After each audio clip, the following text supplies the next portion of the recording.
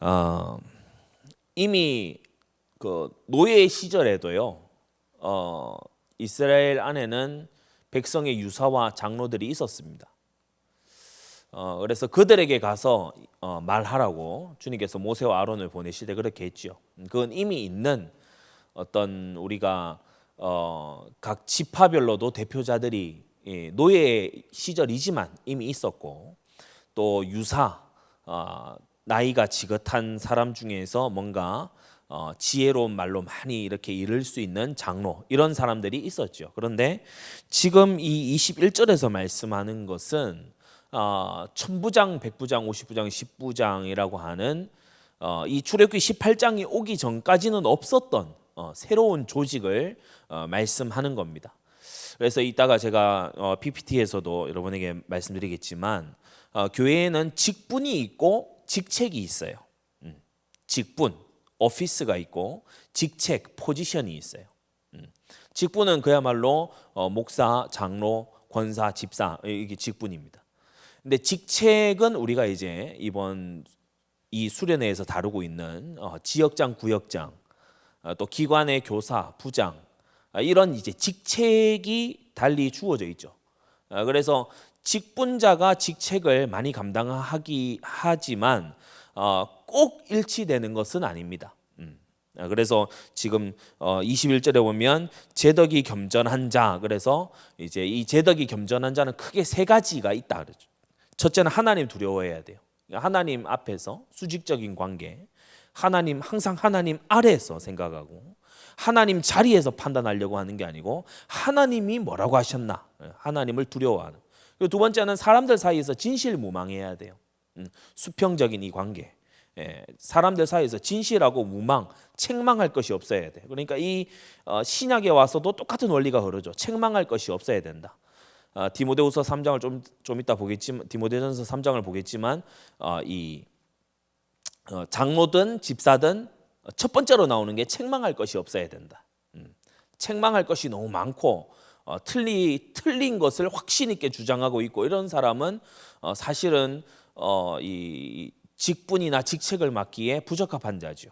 자, 그리고 이제 세 번째가 불의한 일을 미워하는 자, 불의한 이득. 그러니까 그의 소유관, 그의 삶의 스타일을 말하는 겁니다. 불이한 이득을 얻기 위해서 뭐로 가도 부자만 되면 되지 않냐, 이런 자세를 가진 사람은 천부장, 백부장, 50부장, 10부장으로 합당하지 않다. 다시 말해 구약에서 천부장, 백부장, 10부장이지만은 이제 신약적인 용어로 하자면 구역장, 지역장, 대지역장, 지교의 책임자로 합당하지 않다. 불이한 이득을 쫓아가는 자, 그런 자는 합당하지 않다. 불이한 이득을 그냥 모르고 있는 게 아니고 그런 걸 미워해야 돼요. 미워하는 자. 내게 불이한 이득을 얘기하면 그걸 굉장히 미워하고 막 이렇게 싫어하는 그러한 상태에 있는 자가 바로 제덕이 겸전한 자다.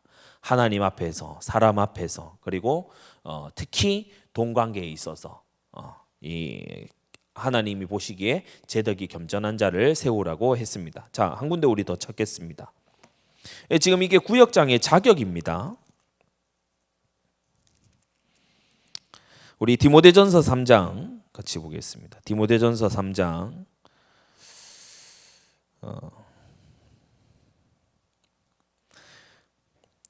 우리 1절에서 13절 제가 읽겠습니다. 미쁘다 이 말이여, 사람이 감독의 직분을 얻으려 하면 선한 일을 사모한다 함이로다. 그러므로 감독은 책망할 것이 없으며 한 아내의 남편이 되며 절제하며 근신하며 아담하며 나그네를 대접하며 가르치기를 잘하며 술을 즐기지 아니하며 구타하지 아니하며 오직 관용하며 다투지 아니하며 돈을 사랑치 아니하며 자기 집을 잘 다스려 자녀들로 모든 단정함으로 복종케 하는 자라야 할지며, 사람이 자기 집을 다스릴 줄 알지 못하면 어찌 하나님의 교회를 돌아보리요. 새로 입교한 자도 말지니 교만하여져서 마귀를 정죄하는 그 정죄에 빠질까 하미요. 또한 위인에게서도 선한 증거를 얻은 자라야 할지니 비방과 마귀의 올무에 빠질까 염려하라. 이와 같이 집사들도 단정하고 일구이언을 하지 아니하고 술에 임박이지 아니하고 더러운 일을 탐하지 아니하고 깨끗한 양심에 믿음의 비밀을 가진 자라야 할지니 이에 이 사람들을 먼저 시험하여 보고 그 후에 책망할 것이 없으면 집사의 직분을 하게 할 것이요 여자들도 이와 같이 단정하고 참소하지 말며 절제하며 모든 일에 충성된 자라야 할지니라. 집사들은 하나님의 남편이 되어 자녀와 자기 집을 잘 다스리는 자일지니 집사의 직분을 잘한 자들은 아름다운 지위와 그리스도 예수 안에 있는 믿음에 큰 담력을 얻느니라. 아멘. 자, 그래서 3장 1절에서 말하는 이 감독이라고 하는 것이 프레스비터, 장로를 말하는 것입니다. 그리고 우리가 이와 같이 집사들도 8절에서 말하는 이 집사, 디컨, 역시 이 직분자를 말하는 거죠. 그래서 1절에서 7절은 장로의 이제 자격, 예전에 제가 15가지 핵심 자질 이렇게 정리를 해서 말씀을 드렸습니다. 그리고 이 집사의 또 자격 여기 이제 주어져 있죠. 그래서 이 장로와 집사는 이제 직분자인데 이들이 주로 수행했던 역할이 구역장, 지역장의 역할이다. 자, 그래서 이 디모데전서 3장에 대한 부분은 우리가 이제 따로 재직과 또 구역장 세미나 때 할 내용이고 오늘은 PPT 첫 번째 걸 띄워주세요. 첫 화면. 오늘은 우리 스코틀랜드 구역장들 밑에 부제가 뭐로 돼 있죠? 이스라엘 이후 최초로 언약 국가를 만든 사람들. 그래서 우리가 구약의 모세와 또 여호수아 시절에 가나안 땅에 들어가서 가나안 땅을 미리 분배해 놓고 그 땅을 이제 분배해서 줬지요. 그래서 사사 시대라고 하는 그 우여곡절을 거쳤습니다. 그죠? 유다 지파는 어느 정도 장악력을 보이고 그 중에 있는 갈렙이라고 하는 이런 사람 안악산지를 딱 받은 이런 구역장 같은 경우에는 굉장히 뛰어난 활약을 보이기도 했지만 얼마 못 가서 그 후임 구역장들이 그죠? 사사가 일어났을 때 별로 활동하지도 않고 그냥 먹고 입고 살아가는 일에 몰두했던 300여 년이 지나고 그러다가 갑자기 이제 이스라엘 이 지역을 하나님 주신 방법인 이 구역 조직을 통해서 해나가려고 하지 않고 왕을 달라 이런 식으로 이제 요구했던 게 사울 시대죠. 그러나 이제 다윗이 48개 성읍 도피성 이것을 이제 회복해서 이제 본격적으로 이스라엘 신정 국가가 이제 시작이 된 겁니다.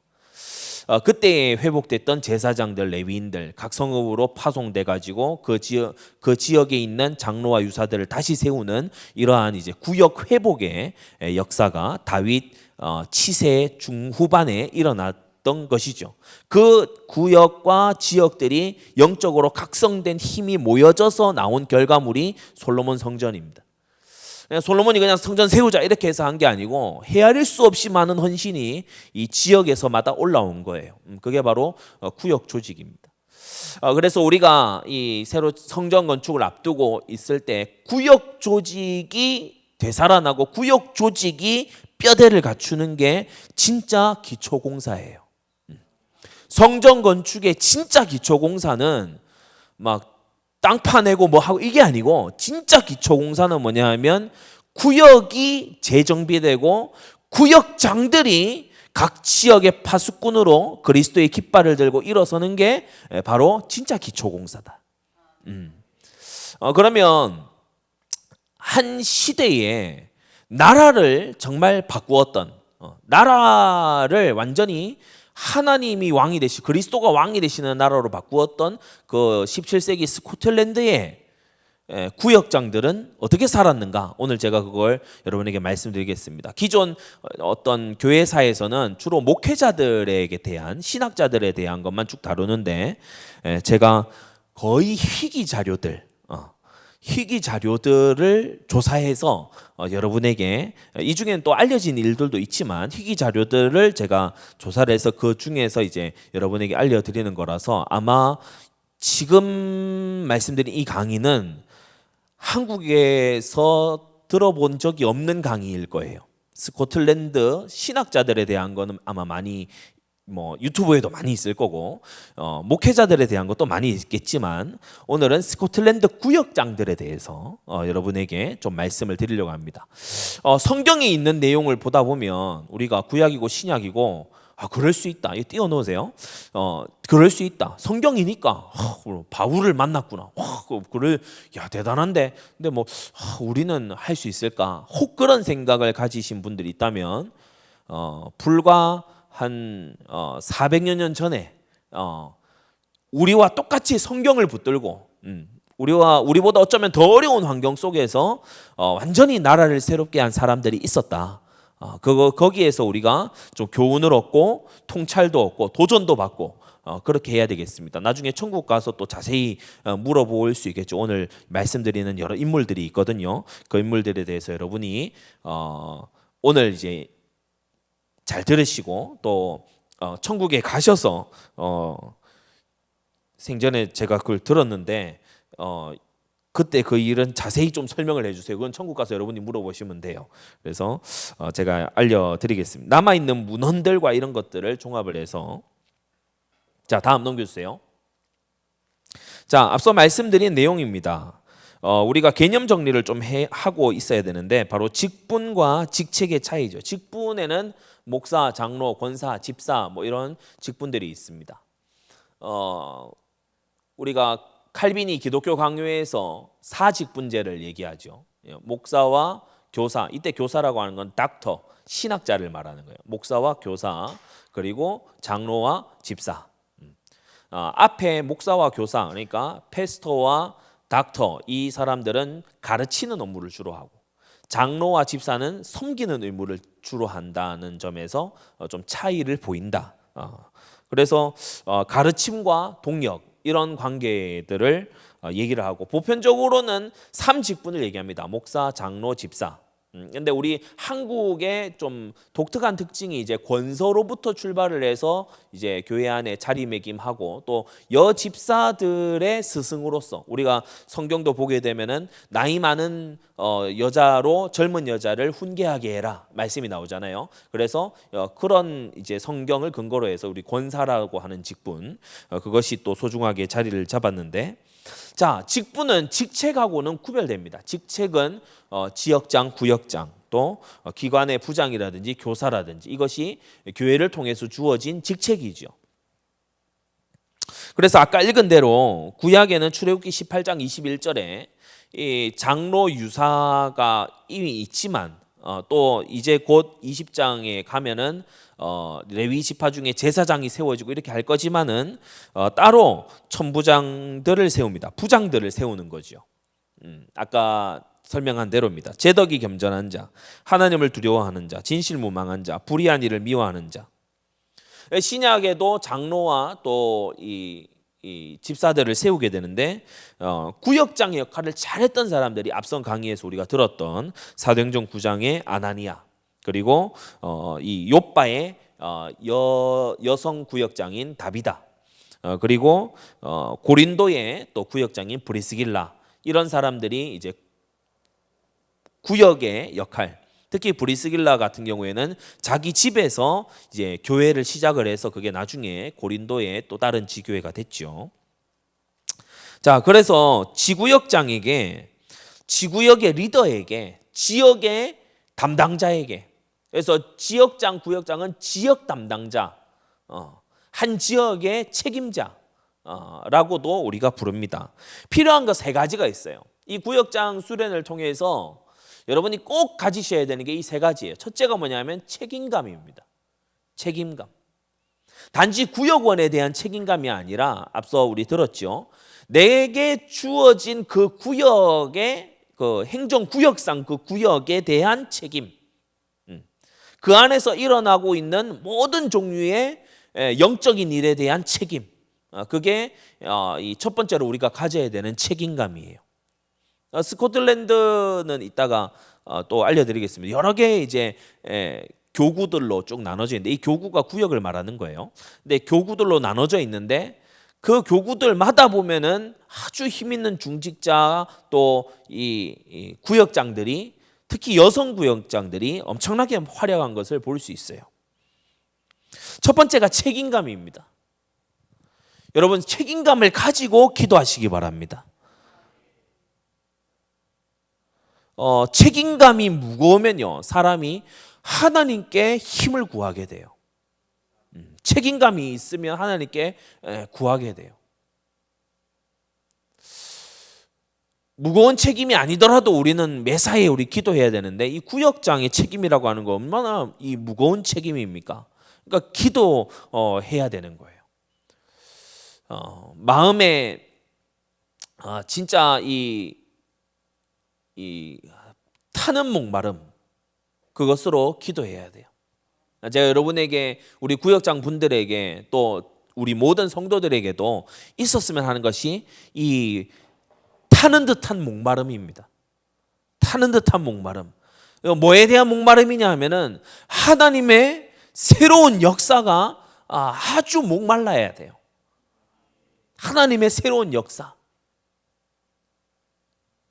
때때로 우리가 막 일상에 빠져가지고 그냥 예배가 또 진행되다 보면은 여러 가지 뭐 절기와 또 행사들과 또 예배 공식 일정과 이런 것들이 진행되다 보면 우리가 자칫요 그냥 할 수 있어요. 근데 그게 아닙니다. 교회사든 또 성경도 마찬가지고, 언제든 보면은 하나님이 부흥을 부어주신 시대의 그 출발점에는 타는 목마름을 가진 사람들이 있었어요. 타는 듯한 목마름. 저는 이걸 이제 다른 말로 또 거룩한 불만족이라, 홀리 디스컨텐트, 거룩한 불만족이라고도 불러요. 타는 목마름, 거룩한 불만족, 뭡니까? 지금 이대로는 아니야. 지금 이렇게는 아니야. 나 정말 하나님의 엄청난 나의 역사를 나는 체험하고 싶어. 하나님의 구원의 역사를 정말 나는 체험하고 싶어. 대대적인 회심의 역사를 나는 하나님이 행하시는 것을 나는 보고 싶어. 구역장들에게요, 이 열망이 그 어느 때보다 뜨겁게 일어나야 될 줄 믿습니다. 그래서 지식으로 아는 것도 굉장히 중요합니다. 배우고 확신한 일이 중요하죠. 근데 거기에 더해져야 되는 게 뭐냐 하면은, 보라 내가 새 일을 행하리라 라고 하는 그 주님의 말씀에 우리가요 정말 간절함으로 나아가야 될 줄 믿습니다.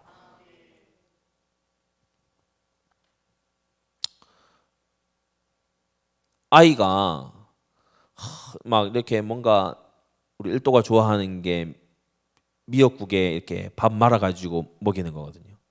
이렇게 했을 때 입을 쫙 벌려요. 먹겠다고 막 이거 할 때부터 입을 벌리고 있어요. 그러면 굉장히 주는 이 기쁨이 있습니다. 근데 아이가 배가 부를 때 있잖아요. 배가 부를 때. 그때는요, 쫓아가면서 먹이려고 해도 안 먹는데. 주님께서 산상수훈 딱 첫 단추를 여시면서 뭐라 하셨죠? 심령이 가난한 자는 복이 있나니 천국이 저희 것이며.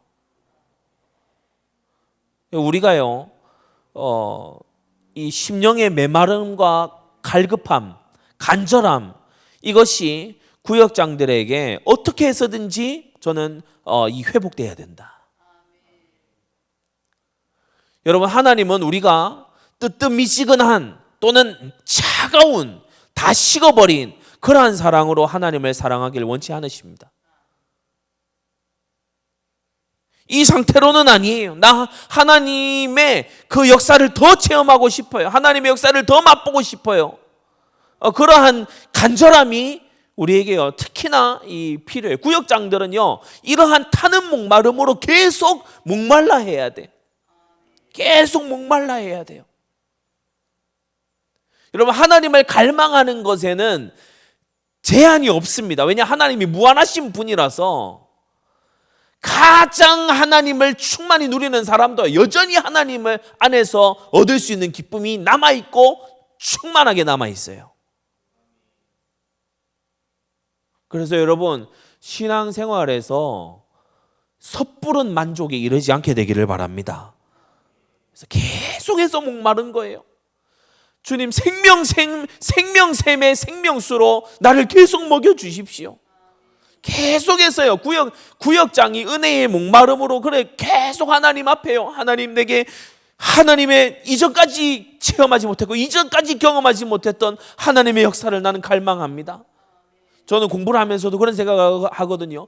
전지전능하신 하나님께서 내게 지혜를 부어주시면, 내게 조명해 주시면은 어려운 것도 전혀 어려운 것이 아니게 될 것인데, 하나님께는 불가능이 없고, 하나님께는 가능치 않은 것이 없고, 하나님께는 제한 사항이 없고, 하나님께는 가로막히는 것이 없는데, 하나님 초월적인 역사로 내게 역사해 주십시오.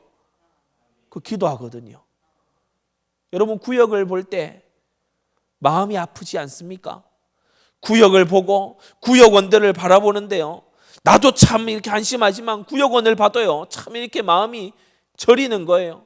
맨날 내 문제에, 맨날 자기 문제에 막 이거저거 그렇다 그러고, 막 시험에 든다 그러고, 어렵다 그러고. 근데 이 사람의 믿음이 없음을 보고 있자니 나도 믿음 없음이 보이고. 여러분, 그럴 때 어떻게 해야 됩니까? 그럴 때 주님께 더 붙어야 되는 거예요. 여러분, 믿음은요, 원래 매달리는 겁니다. 믿음은 간절히 매달리는 거예요. 책임감이 뭐냐? 이 영적 책임감, 구역장이 책임감이란 게 뭐냐? 마치 이와 같습니다. 이 젖먹이 어린애가 이 먹을 것이 없어가지고 기근이 든 땅에서 항상 마른 울음을 우는 거예요. 그래가지고 이 혀가 통하지 않을 정도로 애가 목이 다 쉴 정도로 우는 거예요. 배가 고파서. 근데 내게는 먹일 게 없어.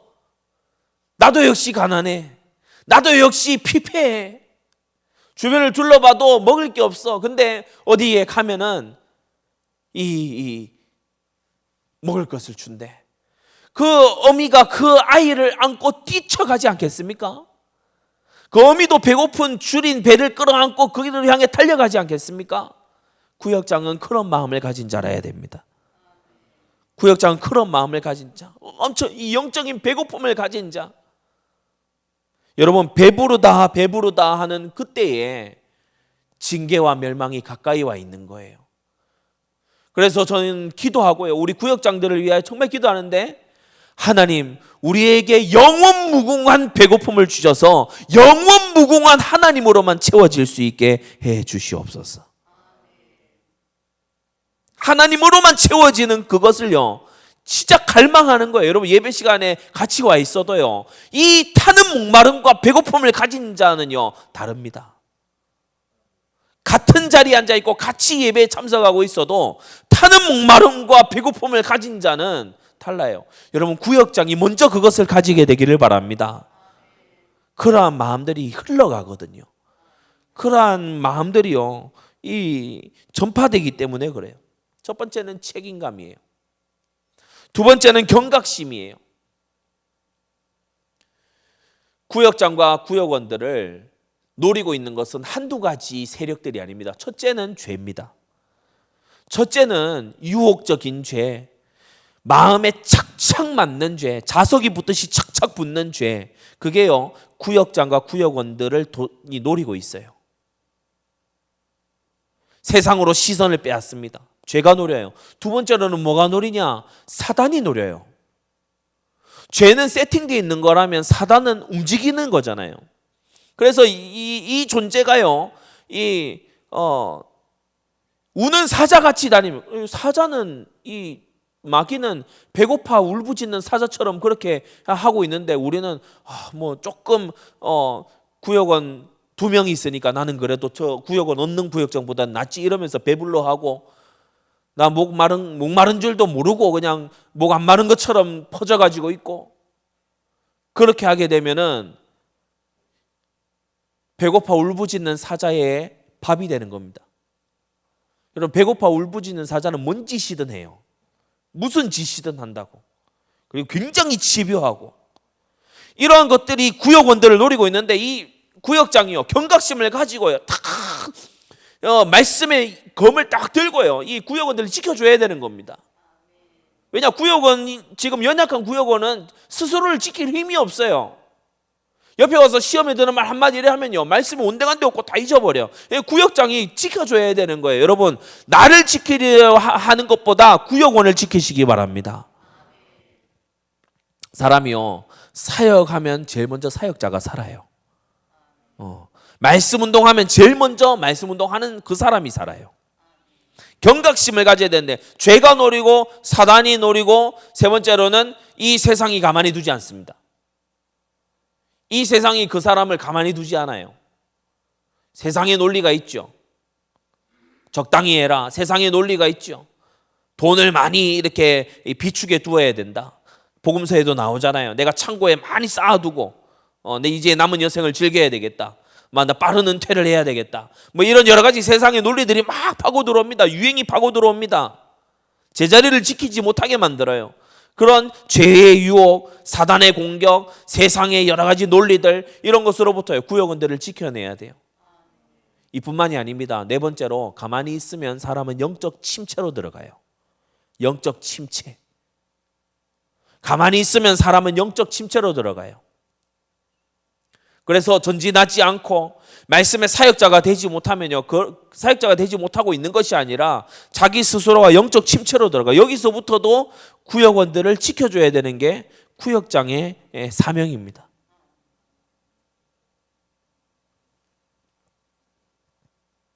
여러분, 경각심을 가져야 된다. 세상은 전쟁터다. 세상은 영적 전쟁터예요. 그래서 구역장들은, 지역장, 구역장들은 각 지역의 이 파수대의 사명을 감당하고 각 지역의 이 초병이라고 보시면 돼요. 초병. 보초서는 초병. 보초서는 초병이 호각을 제때 물지 못하면은 이 나머지가 다 당하게 됩니다. 세 번째는 뭐냐면 리더에게, 구역장에게 필요한 게 바로 성장력입니다. 성장력. 성장하는 힘이 있어야 돼요. 작년이나 재작년이나 5년 전이나 똑같고 여전히 그 말버릇이고 여전히 그 생각 그대로고 여전히 하다 말다 그러고 여전히 뭐 회개하던 거 여전히 고제목 그거 가지고 똑같이 그거 회개하고 있고 그러면요, 이 구역원들도 덩달아 못 자라요. 구역원들이 잘할 수 있도록 구역장은 앞장서서요, 자기가 영적 쇄신을 계속해서 해야 돼요.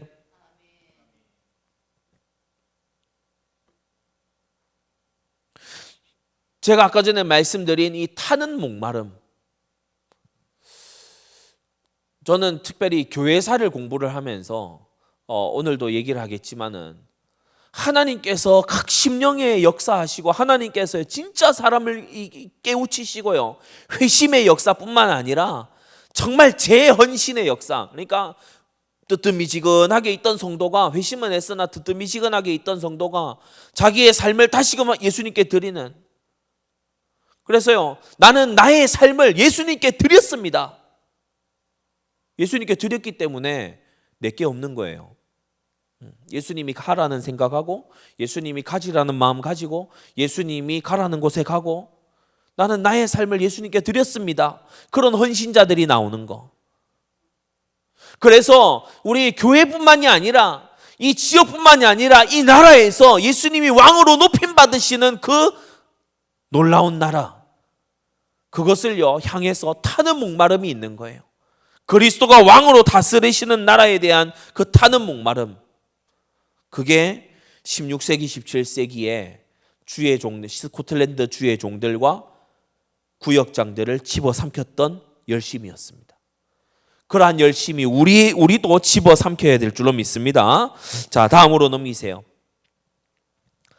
16, 17세기의 스코틀랜드입니다. 면적은 7만 8천 제곱미터, 약 7만 8천 제곱미터인데 지금 남한의 우리 크기가 9만 9천 제곱미터니까 우리 한국보다 약간 작은 수준의 그러한 지역이에요, 스코틀랜드가. 그러니까 그냥 그리 크지 않죠. 그리고 인구는 당시 16, 17세기 인구가 80만 명입니다. 구미의 약 2배가 되는 인구지요, 전체 인구가. 주요 도시는 수도인 에딘버러, 그리고 두 번째 제일 큰 도시인 글래스고, 그리고 에버딘, 퍼스, 세인트 앤드루스, 이런 이제 도시들이 있는 나라였어요. 전체 33개 지역으로 구분되어 있어요. 제가 그래서 거기에 보면 33개 지역이 쭉 구분되어 있습니다. 제가 강의를 마치고 우리 구역장 분들 방에다가 이 PPT는 다 올려드리도록 하겠습니다. 자, 이 33개 지역에 약 900개의 교구가 쫙 나눠져 있었어요. 900개의 페리시라고 하는 이 교구가 쫙 나눠져 있었어요. 그래서 사실은 행정구역에 서양 행정구역에 그 시작이 뭐냐면 서양이 행정구역부터 있었던 게 아니에요. 영국, 스코틀랜드, 프랑스, 뭐 스위스 이런 곳에 행정구역부터 있었던 게 아니고 원래 교구가 먼저였어요. 교구를 행정구역으로 한 거예요. 그래서 그 교구 안에 이제 우리로 치면 대지역장인 교구장이 있을 거 아닙니까? 그러니까 이제 정부에서 보낸 그 교구의 행정 담당관이 교구장한테 물어봐야 돼요. 어느 집이 어디 있는지, 또 어디쯤, 왜냐 산골짜기에 또 살고 몰래 살고 있는 사람이 있기 때문에 어디 다 살고 있는지 몰라요, 처음에.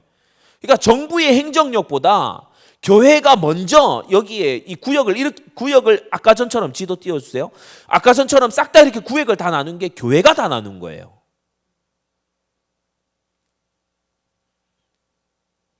앞서 여기 이제 13세기나 이럴 때 선교사로 이미 들어온 패트릭이라든지 이런 선교사님들이 스코틀랜드 전역을 이렇게 다 구역을 이미 다 나눠 놓은 거예요. 왜 그랬는지는 우리가 성경을 보면 알 수 있죠. 여호수아 때도 그렇게 했고 신약 시대에도 그렇게 했죠. 항상요 딱 이 분깃을 서로 나눈 걸 볼 수 있어요. 갈라디아서에도 보면은 저희는 유대인에게로 나는 이방인에게로 이렇게 서로요 사역의 범위를 딱 나눠요. 그래서 그 맡은 분야에서 책임을 다하도록 그 맡은 부분에서 책임을 다하도록 에베소 지역의 장로들 따로 사도행전 20장에 불러서 에베소 지역에 대한 책임을 다하도록 그렇게 이 분배를 해주죠. 여러분의 책임 구역이 있을 줄로 압니다. 이 900개 되는 교구에 이제 목회자들도 파송이 돼서 쭉 가지만 목회자가 없는 구역이 많았어요. 특히 개혁주의적인 이 종교 개혁의 신학을 가진 목회자가 없는 지역이 상당히 많았어요. 그곳에서 이 구역장들이 아주 빛나는 역할을 감당했던 겁니다. 진리의 교훈을 사수하고 문답 교육을 하고 그러면서요 존 낙스가 1560년에 했던 그 종교 개혁을 따라서 쭉 후대를 교육을 해서요 장래 다가올 나라의 역사를 준비를 했던 게 구역장들이 했던 거예요. 이때 당시는 신분제 사회지요. 왕이 있고 귀족이 있고 귀족 중에서도 상층 귀족, 하층 귀족이 있고 그리고 평민이 있고 이런 이제 대강의 구조였어요. 귀족들이 상당 부분 장로의 역할을 또 감당했지만 귀족이 아닌 사람들 중에서도 장로와 중간 지도자 역할을 감당했던 사람들이 꽤 많이 있습니다. 다음요. 존 낙스가 1557년 초에 이제 그 앞에 역사는 정교인 수련회 옛날 거 들으시면 되고요. 1557년 초반에 이제 제네바에서 망명 생활을 하고 있었어요. 스위스 제네바에 도망을 갔죠. 왜 도망을 갔습니까? 핍박 때문에 도망간 겁니다. 스위스 제네바에 도망을 가서 거기서 이제 칼빈의 이 제네바를 보고 구약적인 이 시스템, 이스라엘의 신정 국가 모델이 도시에 표현된 이 제네바를 보고서 낙스가 굉장히 큰 도전을 받은 거예요. 그래서 거기에서 이 존 낙스가 이 칼빈 옆에서 제네바 성경이라든지 이런 것도 영어로 번역을 하고 그리고 이민자들, 망명 온 사람들 중에 영어를 쓰는 사람들은 또 존 낙스가 따로 설교도 하면서 그렇게 제네바에서 지내고 있을 때 고국 스코틀랜드, 멀리 있는 스코틀랜드에서 귀족들이 존 낙스를 다시 청합니다. 와서 교회를 개혁을 해달라고 와서 전혀 못 알아듣는 라틴어로 막 얘기하고 성경적이지도 않은 미사, 화채설, 성모 마리아 숭배, 온갖 막 이렇게 성상 이런 거 만들어서 막 미신적인 행위하고 이거 개혁해 달라고 존 낙스를 불렀어요. PPT 띄워두세요. 그런데 귀환을 요청했는데 섭정 기즈메리가 이 최고 권력자죠 당시에 자신의 딸과 프랑스 황태자, 프랑스는 로마 가톨릭이 주요 종교인 그런 나라였어요. 혼인을 추진하는 거예요. 게다가 귀족들 몇몇이 이런 혼인 추진하는데 앞장서서 막 돕고 이러는 거예요. 왜냐? 권력자니까. 이때에 이제 기록에는 안 남아 있습니다만은 존 낙스가 이제 편지를 보내서 이 귀족들을 책망하고 권고하고 그렇게 합니다. 이를테면은 장로들에게 편지를 보낸 거죠. 이때 이 귀족들이 당시 모든 교회들의 장로였기 때문에 편지를 보낸 겁니다. 그러면서 메시지를 그 편지에 담아 보내고 교회를 개혁하는 책임이 그들에게 있다. 이것을 이제 보낸 거지요. 1557년 12월에 여기 언급된 아가일 4대 백작, 글렌 카이든의 백작들, 제임스 더글라스, 모튼경, 더네 어스킨 이런 사람들이 서로 언약을 맺어요. 이것을 이제 회중의 귀족들, 회중의 귀족들의 동맹 뭐 이렇게 부릅니다. 뭐라고 언약을 했는가 하면 오직 참된 복음의 목회자들에게만 의지하여, 그러니까 이 목회자 중심이죠. 예. 낙스와 그의 제자들인 목회자들을 의지해서 이 지금 중직자들의 맹세고 중직자들의 서원인 겁니다. 우리들의 모든 능력과 목숨을 다하여 그리스도의 전체 회중을 보호하며 그 안에 모든 구성원들을 보존하고 더러움과 신성 모독에 가득 찬 사단의 교회, 로마 교회를 말하는 거예요. 사단 교회를 포기하며 전심전력을 다해 진정한 개혁을 실행하기로 하나님과 교인들 앞에서 서야 한다. 이렇게 중직자들이요, 중간 지도자들이 정말 성경을 따르고 성경적으로 이 해나가는 목회자를 완전히 의지하고 그 가르침에 순복하기로 다 서약하는 게 1557년 12월이고, 이에 낙스는 귀족의 책임을 강조하는 동시에 제임스 해밀턴, 샤텔 헤랄트 이름이 딱 나와요. 이 사람들이 굉장히 미온적이고 또 안티적이었거든요. 이 사람들을 책망하면서 신앙의 퇴보를 보이고 타협하려는 자들을 책망하는 편지를 이제 스코틀랜드 밖에서 계속 보내면서, 그러면서 이 낙스가 이제 1558년 초기에 기환을 딱 하게 됩니다. 그로부터 2년 뒤 1560년에 스코틀랜드 종교개혁이 일어나요. 스코틀랜드 종교개혁이 일어나서 로마 가톨릭이 들여온 성상 숭배, 마리아 숭배, 그리고 뭐 이렇게 교황의 이름은 성자, 성녀, 뭐 그리고 갖가지 미사, 뭐 이런 의식들 있지 않습니까? 화채설, 뭐 이런 것도 있고 막 뭐 이렇게 성호 걷는 것부터 해서 온갖 것들을 전부 일시에 탁 철폐하고, 그리고 정말 올바른 개혁교회, 성경의 가르침을 모두 다 배우는 교회로 스코틀랜드 교회가 거듭나게 되는 거예요. 여러분, 낙스 혼자서 한 게 아니고 이 낙스와 영적으로 통하고 이 존 낙스를 정말 지지하고 이 존 낙스의 이 올바른 신앙에 정말 동력했던 회중의 귀족들이 있었다는 거예요. 여러분, 이런 중직자들로, 이런 구역장들로 우리가 서야 될 줄 믿습니다. 이들이 맹세하잖아요. 서로 모여서 맹세하잖아요. 여러분, 제가 볼 때는요, 개개인이 여러분이 하시는 것도 필요하지만 인근 구역에 있는 구역장하고 서로 약속을 하세요. 우리 이제부터, 우리 서울에 있는 분들도 잘 들으세요. 제가 이 약속의 참 파워를 고등학교 때 이 점심시간 기도하면서 좀 많이 느꼈는데, 포항에 우리 박경영 형제하고 저하고 약속을 했어요. 점심시간마다 기도하기로. 어느 날 나가기 싫잖아요. 오늘 같은 날, 추운 날, 그죠? 따뜻한 곳에 있고 싶다. 근데 밖에서 서성이고 있어요, 박경영 형제가. 왜냐, 내가 약간 덜 충만할 땐 그분이 충만해. 근데 그분이 약간 뭐 어디 가는지 안 보일 때는 또 내가 찾아나서. 그러니까 이게 서로가 이게 되는 거예요. 이 역사로부터 여러분, 회중의 귀족들로부터 배울 수 있는 게 뭐가 있습니까? 여러분 스스로들 구역 예배 잘 드리도록요, 서로 이 맹약을 하세요. 서울에 있는 구역장 분들요, 구역장들끼리 말이에요. 구역원하고 괜히 약속했다가 구역장이 못 지켜서 막 체면 깎이고 이러지 말고 구역장들끼리 하세요. 구역장들이 서로 우리 이제부터 정말 이번에 훈련받은 대로 구역 예배하고 구역 열이고하고, 진짜 우리 구역 안에 불신자 찾아내고 누가 영접했는지 우리 리스트 적어서 서로 좀 같이 확인하고 서로 좀 독려하고 이렇게 하기로 하자. 주님이 기뻐하실 줄로 믿습니다. 함께 사명 감당하기 위해서 나만 잘하면 돼, 우리 구역만 잘, 그게 아닙니다. 그렇지 않아요. 서로에게요, 힘이 되어줘야 돼. 한 명만 있는 홀로 구역장 있잖아요. 나 홀로 구역장이 있는 분들은요, 여러분 얼마나 힘들겠어요. 나 홀로가 원래 힘든 거예요. 크리스마스 때 그 케빈 나 홀로 집에 그 보세요. 얼마나 걔 힘듭니까? 힘들어요. 막 엄청 많이 했는데 나중에 결국 강도한테 잡히잖아요. 그러니까 힘들단 말이에요. 나 홀로 구역장 힘들어요. 그러니까 주변에 있는 구역장들이 도와줘요. 우리 저 구역 세워질 수 있도록 우리 좀 기도해요. 그런 기도 하면 안 되는 기도가 아니고 해야 되는 기도입니다. 하나님 저 구역 세워질 수 있도록 도와주십시오.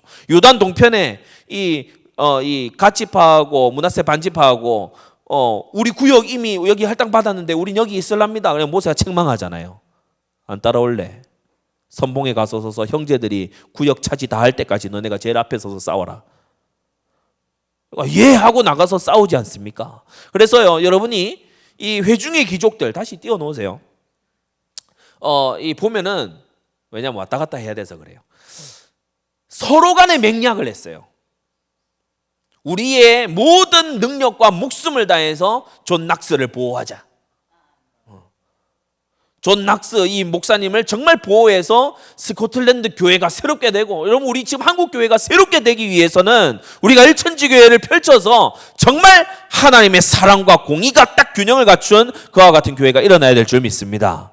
모든 성도가 제자로, 모든 성도가 전도에 있어서 유능한 일꾼으로 세워지는 그러한 교회, 하나님의 계명과 예수 믿음을 지키는 그런 교회가요, 아주 보수적이면서 정통 개혁적인 신학과 삶이 균형을 갖춘 그런 교회가요, 좋은 교회들이 이 땅에 많이 일어나고 주변 교회들에 자극을 주고 해야 될 줄로 믿습니다.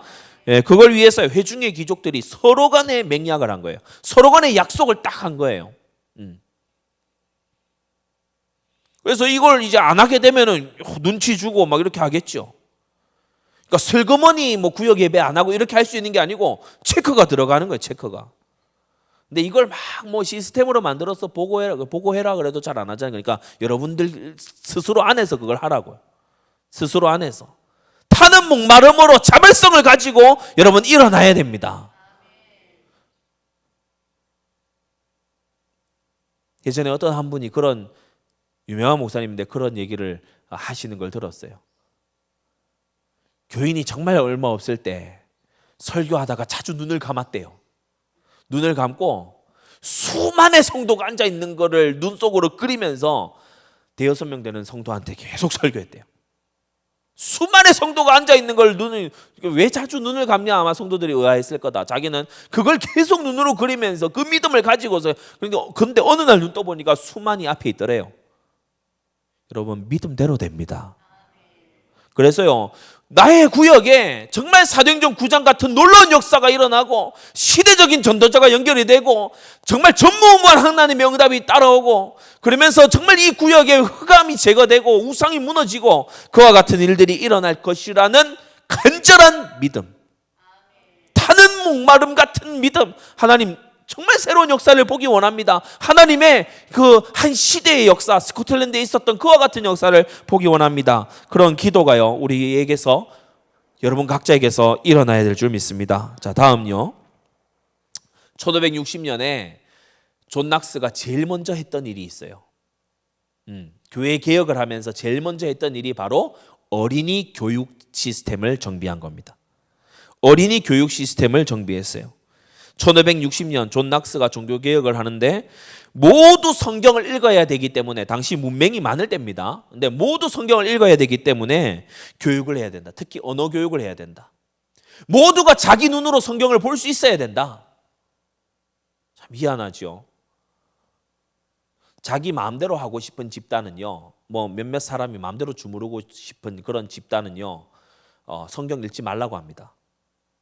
성경 읽지 말고 내 말만 들으라고 합니다. 그게 이단과 사이비의 특징이에요. 근데 우리는, 정통적인 교회는 계속 강조하잖아요. 성경 좀 읽으라고. 성경 펴놓고 읽고, 성경 배우고, 성경 공부하고, 성경을 알아먹으라고. 부분적으로만 아는 게 아니고, 기울어지게 하는 게 아니고, 성경 66권을 균형 있게 다 알아가라고, 와서 배우라고 얘기하지 않습니까? 존 낙스도 마찬가지였던 거예요. 그래서 교육의 5가지 원칙이 있는데, 첫 번째가 모든 교회는 교구학교 담당자를 둬라. 교육 담당자. 교구학교 담당자를 둬라. 이때까지는 없었어요. 근데 이 교구학교 담당자를 이제 각 교회마다 둬야 되는 거예요. 이 1560년 이후로.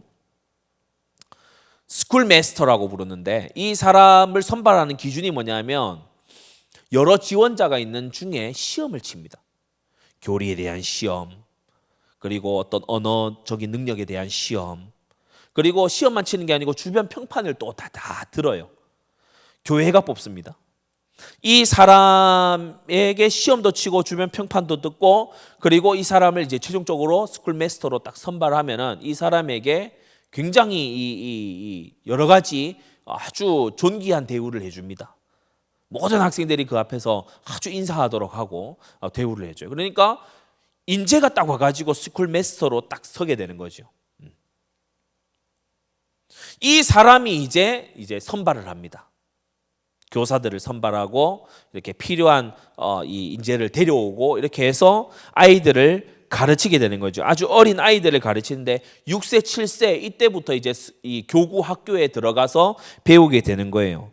첫 언어 교육, 6세, 7세가 되기 전에도 첫 언어 교육, 말 교육은 뭘로 시키냐? 교리문답으로 시켜요. 그러니까 말을 배울 때 교리문답으로, 이때 아직은 웨스트민스터 유리문답이 없을 때인데 뭐 제네바 문답이나 이런 것은 이전에도 있었습니다. 그렇기 때문에 칼빈이 만든 거라든지 쯔빙글리가 만든 거라든지 이런 것을 통해서 교리문답을 할 수 있도록. 그러면 아이들에게 언어를 가르칠 때 첫 언어가 뭐가 들어가느냐 굉장히 중요하거든요. 예전에 우리 교회에 있었던 약간 이렇게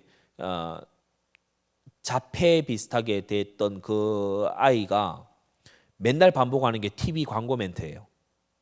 TV 광고 멘트를 아마 기억하는 분들이 있을 겁니다. TV 광고 멘트를 막 얘기하고 그리고 막 뛰어다니고 이래요. TV 광고를 본 적이 없는데 그 짓 하는 거 아니고요. 그걸로 말을 배운 거예요.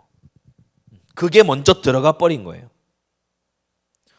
지금 여러분 지난주에도 부모교사 세미나 했습니다마는 처음 들어간 게 웬만해서는 잘 빠져나오지 않습니다. 근데 이 교구 학교, 그 각 교구들마다 학교를 둬가지고 우리로 치면 전문교회 아니겠어요? 그걸 둬가지고 아이들에게 아주 어려서부터 신앙 언어를 가르친 거예요. 성경의 언어와 신앙 언어를 아주 집어넣은 겁니다. 그 다음은 잠언과 성경으로 아이들을 가르칠 것, 이렇게 명시가 되어 있어요. 이게 종교개혁에서 의회를 통과시킨 공식적인 법령으로 이렇게 가르쳐야 된다라고 법령으로 1560년에 통과를 하게 됩니다. 셋째, 교구 학교는 보통 새벽 5시에서 6시 시작합니다. 아이들을 그때부터 부르는 거예요. 5시, 6시쯤에 시작하고 문법을 위주로 교육하고 라틴어와 수학까지 가르쳐서요. 네 번째는 가르칩니다. 네 번째는 교구 학교는 각 지역 교회가 관리 감독하도록. 그러니까 교회 아래에다가 학교를 따로 부설로 둔 거죠. 학교를 부설로 뒀어요. 그것도 아주 어린 아이들에서부터 고등교육까지 다 가르칠 수 있도록. 이때 당시 국가가 교육 제도가 없을 때입니다. 그런데 굉장히 선구적으로 이런 것들을 존 낙스가 이제 설치를 하고. 다섯 번째, 그 결과 저지대 중부 교구 학교의 수준 가장 잘 따라했던 게 이 중부 저지대에 가난한 사람들 많은 곳, 그런 곳에 이제 사람들이 제일 이걸 시스템을 잘 따라했어요. 이 학교들의 수준은 당시에 대학을 능가할 정도였어요. 당시에 대학을 능가할 정도로 아이들이 글을 쓰는 거, 그리고 책을 읽고 해석을 해내는 거, 수학적인 거, 그리고 뭐 성경에 대한 지식은 말할 것도 없고 이런 것들이 이미 막 채워지는 거예요. 그래서 존 낙스의 이 교육 시스템이 약 80년 뒤에 대대적인 언약도 운동을 일으킵니다. 이게 밑바탕에 깔려 있었어요. 여러분, 구역에서 사역하실 때에 많은 사역자들 중에 특히나 많은 사역 대상 중에 특히나 어린이 사역 놓치지 않게 되기를 바랍니다. 놓치지 않아야 되는 정도가 아니고 오히려 여기에만 몰두해야 될 정도예요. 어린이 사역에만 몰두해야 될 정도예요. 왜냐? 가장 효과가 크고 가장 장래가 길고 가장 파급력이 큽니다. 어린이. 미취학 아동이면 더욱더. 80년 뒤에 나라가 바뀐 거예요. 시골의 구석에 여기저기에서 다 하니까 이제 나중에 나온 뭐 알렉산더 핸더슨, 사무엘 로더포드, 뭐 로버트 베일리, 조지 길레스피 이런 이제 아주 명망 있는 그런 목사님들, 웨스트민스터 총회에 스코틀랜드 사신단으로 간 대표단으로 파송된 이런 목사님들은 개개인의 역량이 엄청나죠. 단 며칠 내에 책 한 권씩 써서 내는 사람들이에요. 설교했다 이러면요, 막 이게 성경적으로, 교리적으로, 논리적으로 빈틈이 없어요. 이런 분들이 막 여기저기서 쏟아져 나오는 그 밑바탕 준비를 존 낙스가 딱 해놓은 겁니다. 우리 안디옥 교회도 이와 같이 돼야 될 줄 믿습니다. 그래서 우리가 지교회가 깔리는 곳마다요, 우리가 미취학 아동들을 교육하는 이런 이 시스템들이 이제 따라서 가서 붙어야 되는 거예요. 교회는 어른들도 물론 있어야 되지만 어른보다 아이가 많아야 됩니다. 그래서 많이 낳으라고도 말씀을 드리지만 여러분, 어린이를 회심시키는 일에 주력하게 되시기를 바랍니다. 어린이 한 영혼, 제가 산술적으로 표현하는 거 많이 좋아하진 않지만 어린이 한 영혼을 건지는 게 어른 3-4명 건지는 것보다 나아요. 왜냐? 더 오래 살고, 왜냐? 더 빨리 변하고, 더 아주 깊게 들어가고, 더 크게 일할 거기 때문에 그렇습니다. 자, 배우고 읽고, 자, 5가지. 배우고 읽고 깨닫고 행하고 가르치는 그리스도인을 양성했다. 배우고 계속해서 배워봐요. 그러니까 배워. 엠마오에서 배우고, 두란노에서 배우고, 본팀에서 배우고, 오늘 같은 이런 또 이 구역장 세미나에서 또 오늘 모르는 것도 배우지만 아는 것도 새겨서 또 넣고 배우고 확신한 일에 계속 스스로를 어떻게 생각해야 되냐? 나는 계속해서 나를 바꿔나간다. 나는 계속해서 나를 개혁한다. 배우고, 그리고 읽고.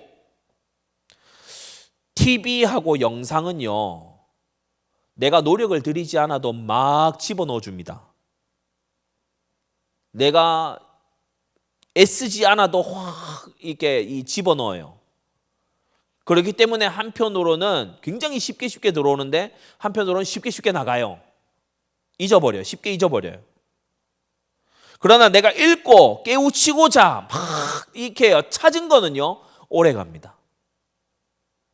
배우고 읽고 깨닫고, 셋째 깨닫고. 배우고 읽었으면 깨달아야 되죠. 그냥 뭐 16세기 17세기 그랬다 하더라, 뭐 사도행전 9장에 아나니아가 그랬다 하더라, 뭐 모세가 그랬는데 뭐 사무엘은 중직자를 안 세웠다고 이번에 들었다, 그걸로 끝나면 곤란합니다. 나의 것으로 깨달아져야 돼요. 나의 것으로 깨달아져야 돼. 여러분, 개개인의 규례가 조금씩은 여러분 딱 세팅이 바뀌어져 가야 됩니다.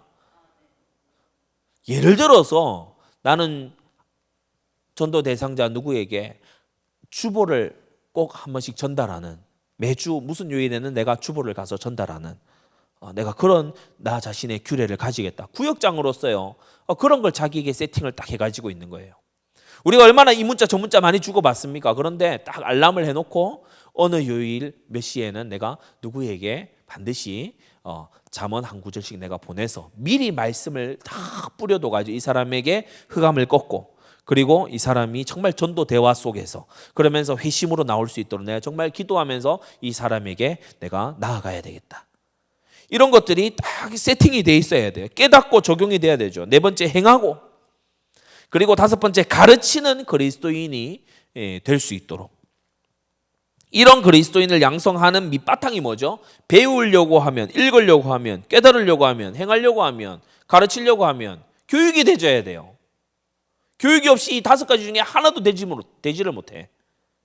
그래서 교회는 교육이요, 사실은 매일 있어야 되고 반복이 있어야 되고, 제가 우리 유튜브에도 우리 세대의 세계복음화 거기에 과거에 훈련했던 영상들 싹 다 올려두라고 했어요. 그리고 아마 이번 성탄 연말 연시에 이 스트리밍을 계속 할 겁니다. 그래서 스트리밍을 해가지고 여러분이 실시간으로 계속 들을 수 있도록. 그러니까 지금 시절이 굉장히 좋아졌어요. 저도 예전에 했던 그 7대 언약을 다시 들어보니까 진짜 이때 이 부분을 이렇게 했었구나. 다시 제가 정리하고 그렇게 하거든요.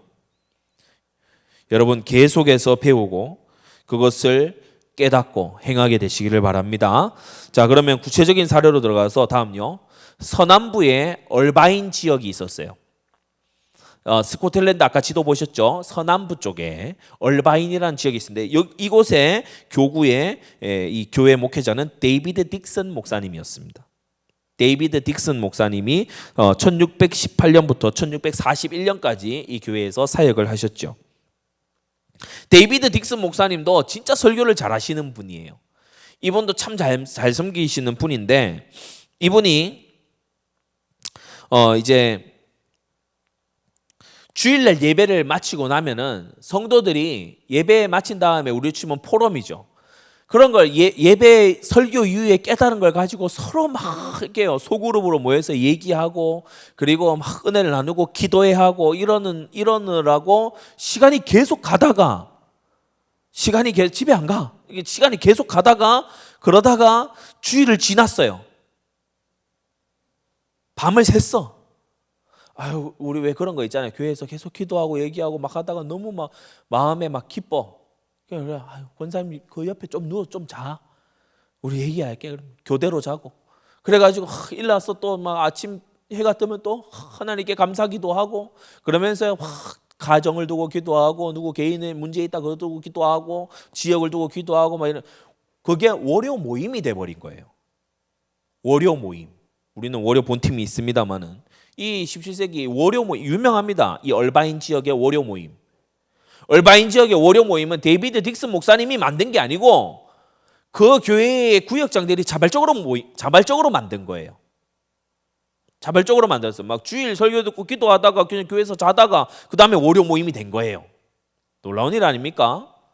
이들이 어떤 목마름이 있었기 때문에 어떤 타는 마음이 있었기 때문에 이와 같은 모임들이 있었겠습니까? 하나님의 은혜를 갈구하는 마음이에요.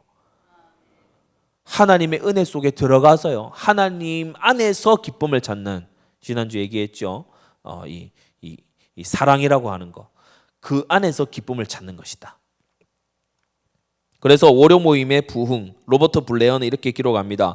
그들 대부분은 어바인의 월요 장터에 오기 위해 각자 약간의 소지품을 챙겨 여행을 하곤 했다. 주변에서 월요 장터 때문에 와요. 그러나 그들의 주 목적은 장이 열리기 전에 있었던 성경 강의를 듣기 위한 것이었으며 이것을 본보기로 해서 다른 교구에 있던 많은 사람들이 그곳으로 향하였다. 그렇게 해서 신앙의 힘은 국가 전체로 퍼져나갔던 것이다. 그래서 이 시장에 온 사람들이 그 오기 전에 평일 낮에 월요 모임에 와가지고 말씀 듣고 기도하고 그리고 힘을 얻고 각자 자기 지역으로 또 돌아가서 이때는 시장을 이 상인들도 멀리 왕래할 때 아닙니까? 막 5일장 무슨 장 이런 거 있잖아요. 자, 이때에 이제 주목해야 될 사람들이 나옵니다. 로버트랜드 여사라고 하는 구역장이 있었어요. 이 사람은 데이비드 딕슨 목사님의 아주 신실한 동역자입니다. 존 리빙스턴은 이렇게 기록해요. 그녀는 영적인 각성을 경험한 스튜어트 내 가난한 사람들을 크게 도와주었다.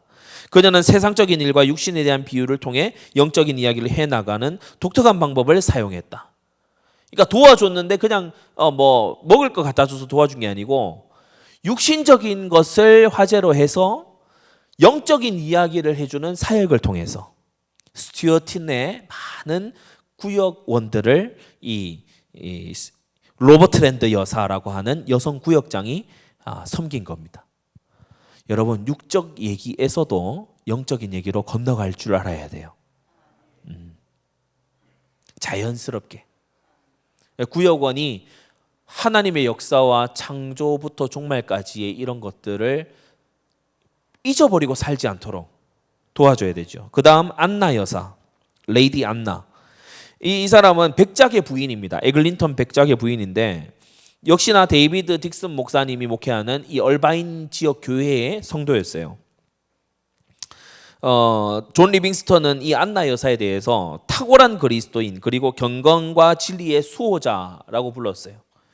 자신의 남편인 에글린턴 백작을 옆에서 얼마나 잘 사역을 했는지 이 에글린턴 백작이 처음에는 뭐 덤덤하고 이러다가 나중에는 국민 언약에 스코틀랜드 국민원에게 제일 먼저 서명한 귀족이 됐어요. 이 에글린턴 백작이. 그 옆에는 이 안나 여사라고 하는 이 사람의 역할이 굉장히 컸다. 자, 다음요. 자, 중서부에, 서남부에는 얼바인이 있었다면 중서부에는 정말 그 당시에 이 부흥과 신앙의 회복과 교회 개혁을 주도했던 쇼츠 교회가 있었어요. 쇼츠 교회, 쇼츠 교구 또는 쇼츠 교회. 이 쇼츠 교회에 컬로스 여사라는 이분이 또 이 월요 감사 예배의 창시자이기도 합니다.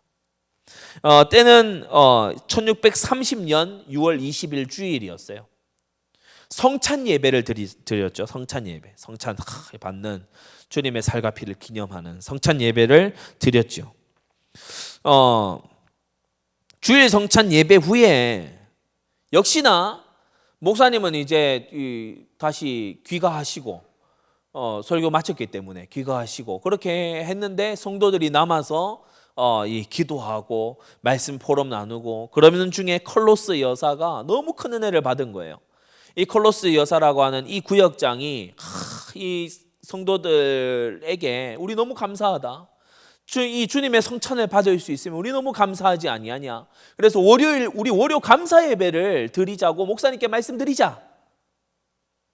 목사님이 예배 드립시다 한 게 아니고 이 콜로스 여사라고 하는 구역장이 월요 감사 예배를 드리자고 요청한 거예요. 그래서 존 리빙스턴 목사가 1630년 6월 21일 월요일에 교회 야외 뜰에서 설교합니다. 교회 야외 뜰에서 설교하는데 존 리빙스턴이 자신의 일기에다 이렇게 썼어요. 나는 1시간 가까이 권명과 경고로 이루어진 긴장의 시간을 인도했는데 지금까지 내 인생에서 공적으로 전혀 경험하지 못했던 그런 자유함과 심령이 녹아내리는 것을 경험하게 되었다. 1시간 가까이 뭐 했다고 했어요? 권명과 경고. 여러분 이 스코틀랜드 부흥의 시기에 주님의 심판에 대한 경고, 죄의 무서움, 지옥이 얼마나 무서운가에 대해서, 회심치 않은 거짓 신자들이 받을 벌에 대해서 이 설교자들이요 우레와 같이, 존 낙스의 별명이 우레 설교자 아닙니까? Thunder, 이 번개치는 천둥의 설교자 아닙니까? 근데 이 존 리빙스턴도 마찬가지였던 거예요. 1시간 가까이. 저 같았으면은 컬로스 여사 같은 이런 구역장이 성찬 예배 감사해서 감사 예배 드립시다 했으면 부드럽게 했을 것 같아요. 여러분 은혜를 어제 많이 받으셨군요. 여기 오신 분들은 정말 주님의 은택을 받은 분임을 믿습니다. 이렇게 부드럽게 했을 것 같아요. 근데 그 감사 예배 드린다는 사람들을 모아놓고 1시간 동안 경고한 거예요. 이렇게 죄를 지어서 되겠는가? 하나님 앞에 이렇게 합당치 못해서 되겠는가? 교회에 와서 교회 오니까 자꾸 막 경고, 그 준 협박에 가까운 경고 이런 게 자꾸 들려서 나 마음이 너무 힘들다. 교회가 이거 은혜롭고 막 이렇게 분위기가 야들야들하게 막 좀 그랬으면 좋겠는데 너무 경고를 듣고 나 이렇게 하냐. 여러분 교회사를 보면 우리가 바른 길을 가고 있는 겁니다. 정확한 길을 가고 있는 거예요. 근데 그 경고를 듣고 권명과 경고를 듣고서 이 회중들이 회개하고 이 자리에서 이 스코틀랜드 교회사에서 아주 유명한 이 하루입니다. 약 500여 명에 달하는, 왜냐 월요일 날 그 모임에는 이 교회 성도, 쇼츠교회 성도들만 있었던 게 아니에요. 쇼츠교회 성도들만 있지 않았기 때문에 야외 뜰에서 할 수밖에 없었어요. 주변 사람들을 다 부른 거죠. 주변 사람들을 부른 거죠. 이때 약 500여 명 가량이 회심을 하게 됩니다. 그리스도께 돌아오기로, 무늬만 신자인 삶에서 정말 주님의 제자로 살기로 그렇게 결심하게 되고, 존 리빙스턴이 이 한 번의 설교로 스코틀랜드 전역에서 이제 유명한 목회자가 된 거죠. 거기에는 컬로스 여사라고 하는 이 구역장의 역할이 가히 절대적이었다. 존 리빙스턴은 후일에 말합니다. 나의 준비보다 나를 도운 것은 회중들의 영적 갈급함 때문이었다. 존 리빙스턴이 얘기하거든요. 자기 일기에서 갑자기 월요일 날 요청을 해서 나 준비를 못했다. 준비를 못했다. 그런데 성령의 역사가 일어난 것은 그들의 갈급함이었다. 그들이 갈급하게 주님을 하루 더 예배하기를 원하고, 한 번 더 주님 앞에 나오기를 원하고, 한 번 더 주님의 음성을 듣기 원하고, 이러한 것을 누가 이거 여기에 불을 붙여서 일으켜냈다고요? 콜로스 여사라고 하는 구역장이. 여러분, 구역장은요, 구역원들에게 남은 은혜가 있음을, 더 나아가야 될 은혜의 보좌가 있음을 이 구역원들에게 알렸어요. 너 이걸로 만족할 그런 하나님이 아니야. 너를 위해 예비해 두신 놀랍고 엄청난 너의 앞길에 일어날 하나님의 엄청난 역사가 남아있어. 너 은혜를 사모해야 돼. 하나님이 너의 삶에 새 일을 이루실 거고, 너를 변화시키실 것이고, 너를 쳐서 복종케 하실 것이고, 네 안에 새로운 마음을 일으키실 것이고, 하나님은 너에게 새 창조의 일을 역사하실 것이다. 콜로스 여사가 불러모은 이 사람들이 회심하고요, 이 쇼츠 교회로부터 시작된 이것이 1630년대에 스코틀랜드 전역으로 이제 퍼져나간 겁니다. 구역장의 역할.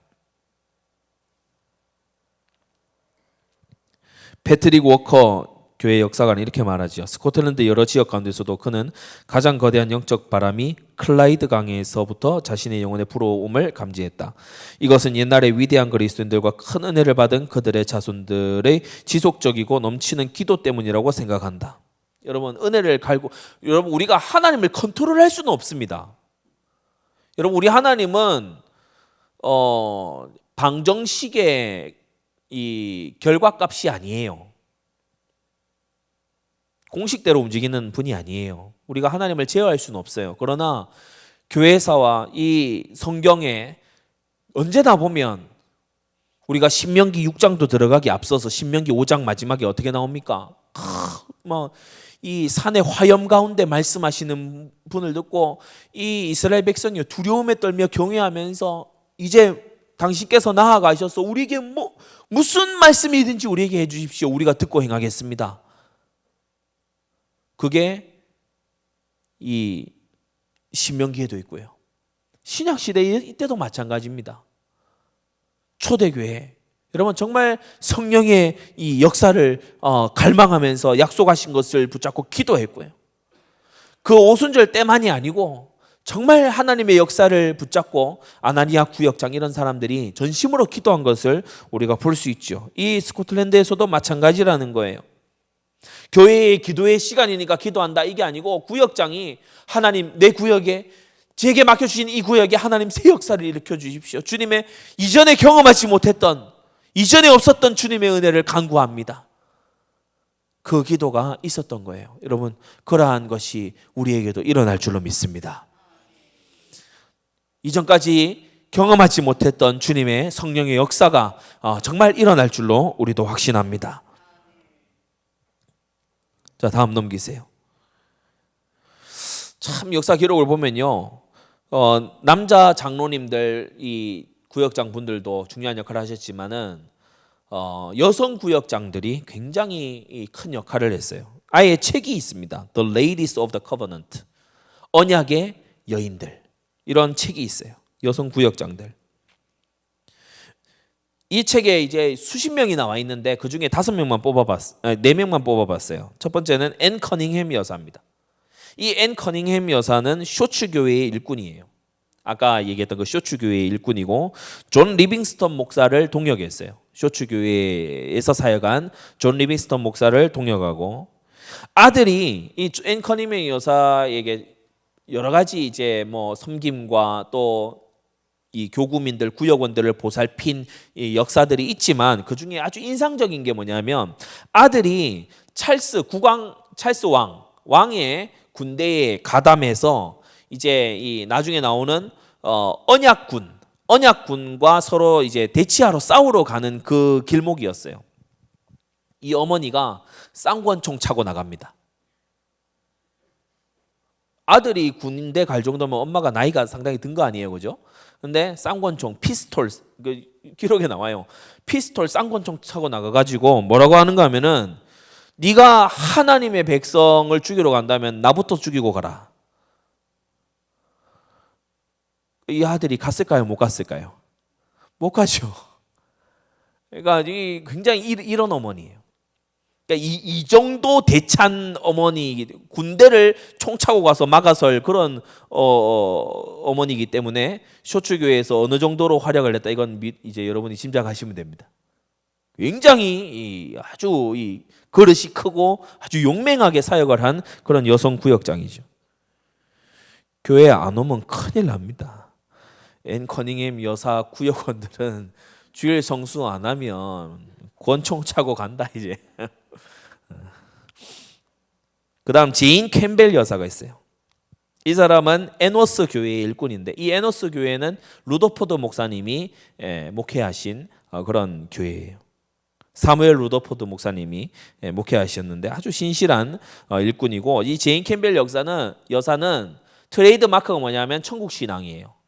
모든 사람을 만났다 하면은 천국이 얼마나 좋은 곳인지 아냐. 천국에는 이것도 있고 저것도 있고, 천국에는 우리 주님께서 계시고, 천국에는 흰 보좌가 있고, 천국에는 12진주문이 있고, 천국에는 이 성도들 구역원들 만난 사람마다 천국에 대해서, 천국에 대한 믿음을, 이 천국은 마치 천국에 대한 걸 계속 사역을 해서, 여러분 구역장이 어디 하나에 꽂히는 것도 참 유익이 될 때가 있습니다. 어떤 구역장 하면은 저 사람은 십자가 은혜에 너무 감동하는 사람이야. 또 어떤 구역장 딱 생각하면 저분은 완전 부활의 이 은혜에 아주 너무 감격하는 사람이야. 어떤 이 사람을 보면은 또 천국 신앙에, 좀 배경을 약간 설명드리자면 당시에 유아 사망률이 굉장히 높았어요. 그래서 여성들이 거의 결혼해서 아이 낳으면 한두 명 정도는 유아 사망을 할 정도로 보편적인 일이었어요. 그래서 이들을 위로하는 일, 이들에게 믿음을 주고 확신을 주는 일, 이런 것들이 또 구역장들의, 여성 구역장들의 특별히 중요한 사역이었죠. 아무튼 이 제인 캠벨 여사는 천국 신앙 말하고 다니기로 유명한 구역장이었다. 셋째, 메리 존스톤 여사가 있어요. 이 메리 존스톤 여사는 파이프 교회의 일꾼입니다. 존 웰시 목사에게 젊은 날 큰 영향을 받았어요. 특히 이 메리 존스톤 여사는 프랑스로 유학을 갔던 적이 있는데, 이때에 존 웰시 목사라고 이 국외로 추방된 존 웰시 목사님은 굉장히 아주 보수적이고 굉장히 신학적인 설교로 유명한 분입니다. 3대째 목사님이신 가문인데, 이분에게 큰 영향을 받아서 회심하고 귀국한 이후에는 전도자로 살았어요.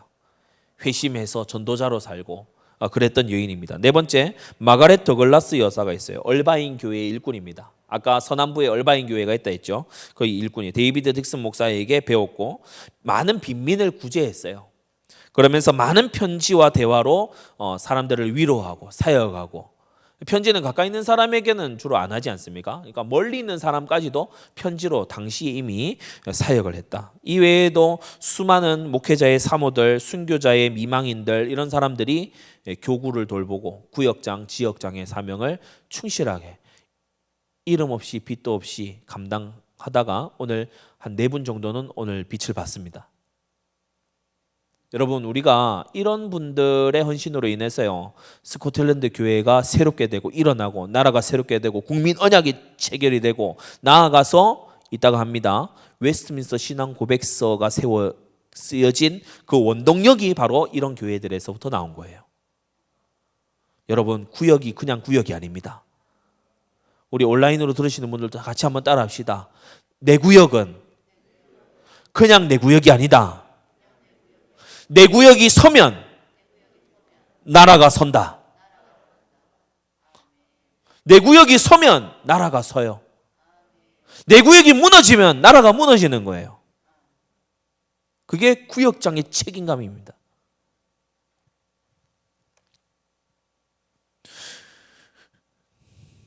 여성 구역장들의 이 일은요, 여기서 끝나지 않아요. 다음, 스코틀랜드 종교개혁사에서 제일 유명한 여자가 제니 게데스입니다. 약간 나이 든 여자분이에요. 거기 띄워진 이미지를 보시면 뭘 들고 이렇게 하고 있죠? 의자 집어 던지는 거예요. 우리 여전도의 분들은 의자, 이게 옆에 보면은 목재 의자라서 묵직한 의자입니다. 이거 체력도 있어야 돼요. 스코틀랜드의 여자분들 보면은 스코틀랜드라서 그런지는 모르겠지만 아무튼 세요. 제니 게데스.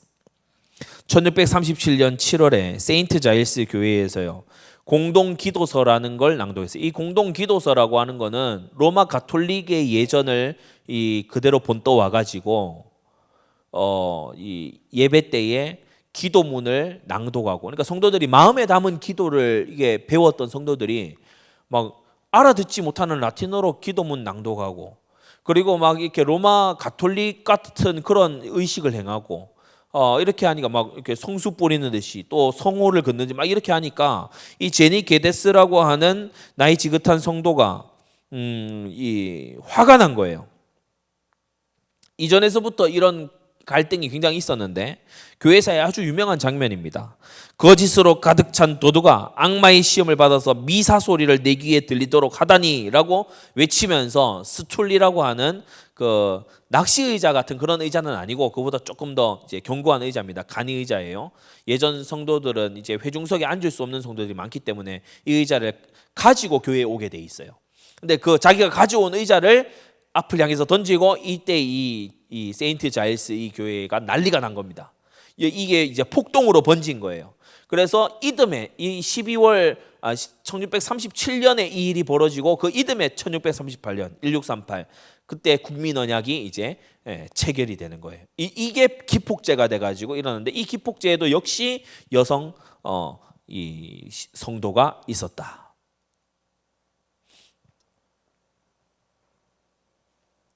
나중에 이 스코틀랜드가 언약 군대도 편성합니다만은 여러분 아닌 거는요 아니다라고 일시의 목소리를 딱 내야 됩니다.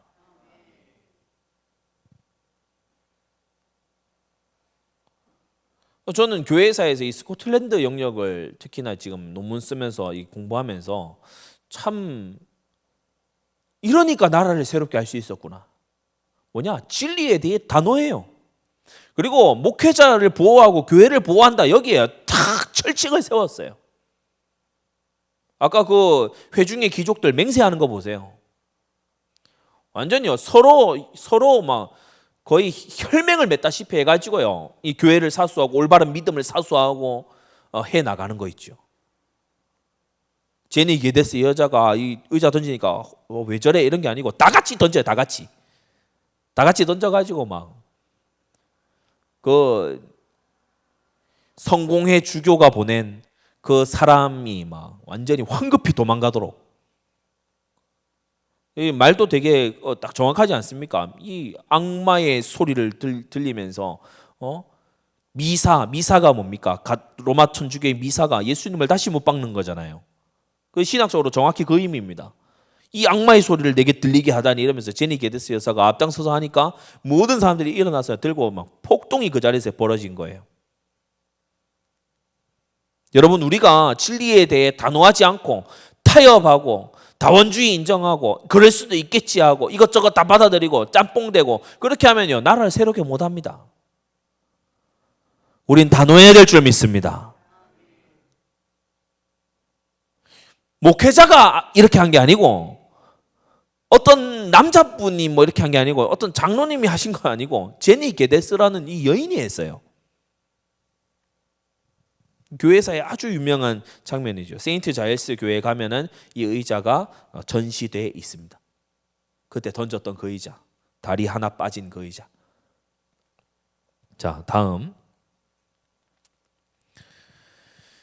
드디어 1638년 2월 28일 에딘버러의 그레이 프라이어스 교회에서 제2의 종교개혁이라고 불리는 국민 언약이 체결돼요. 제1의 종교개혁은 뭐죠? 말 그대로 교회의 교리를 개혁하는 겁니다. 제1의 종교개혁은 마틴 루터가 했던 구원의 교리, 그걸 개혁하는 거예요. 오직 예수 그리스도, 이 오직에 대한 걸 개혁하는 거예요. 제2의 종교개혁은 뭐냐? 교회의 교리만 개혁하는 게 아니고 나라를 개혁하는 겁니다. 나라를 개혁하는 거예요. 에딘버러 그레이 프라이어 교회의 마당에서 온 나라가 하나님과 언약을 체결했어요. 사본을 해가지고 이제 이게 서명운동입니다. 전국민 서명운동. 근데 전국민의 60% 이상이 당시 60% 이상이 이 서명에 동참했어요. 이 언약문을 알렉산더 핸더슨 목사님과 아치발드 존스톤 장로가 함께 작성했는데, 이 아치발드 존스톤 장로는 법률가입니다. 뒤에 이제 이 장로님의 활약도 굉장해요. 이 장로님이 굉장히 목회자들에게 칭찬도 받고 그리고 보호자도 되고 그렇게 했던 아치발드 존스톤 목사님이에요. 자, 다음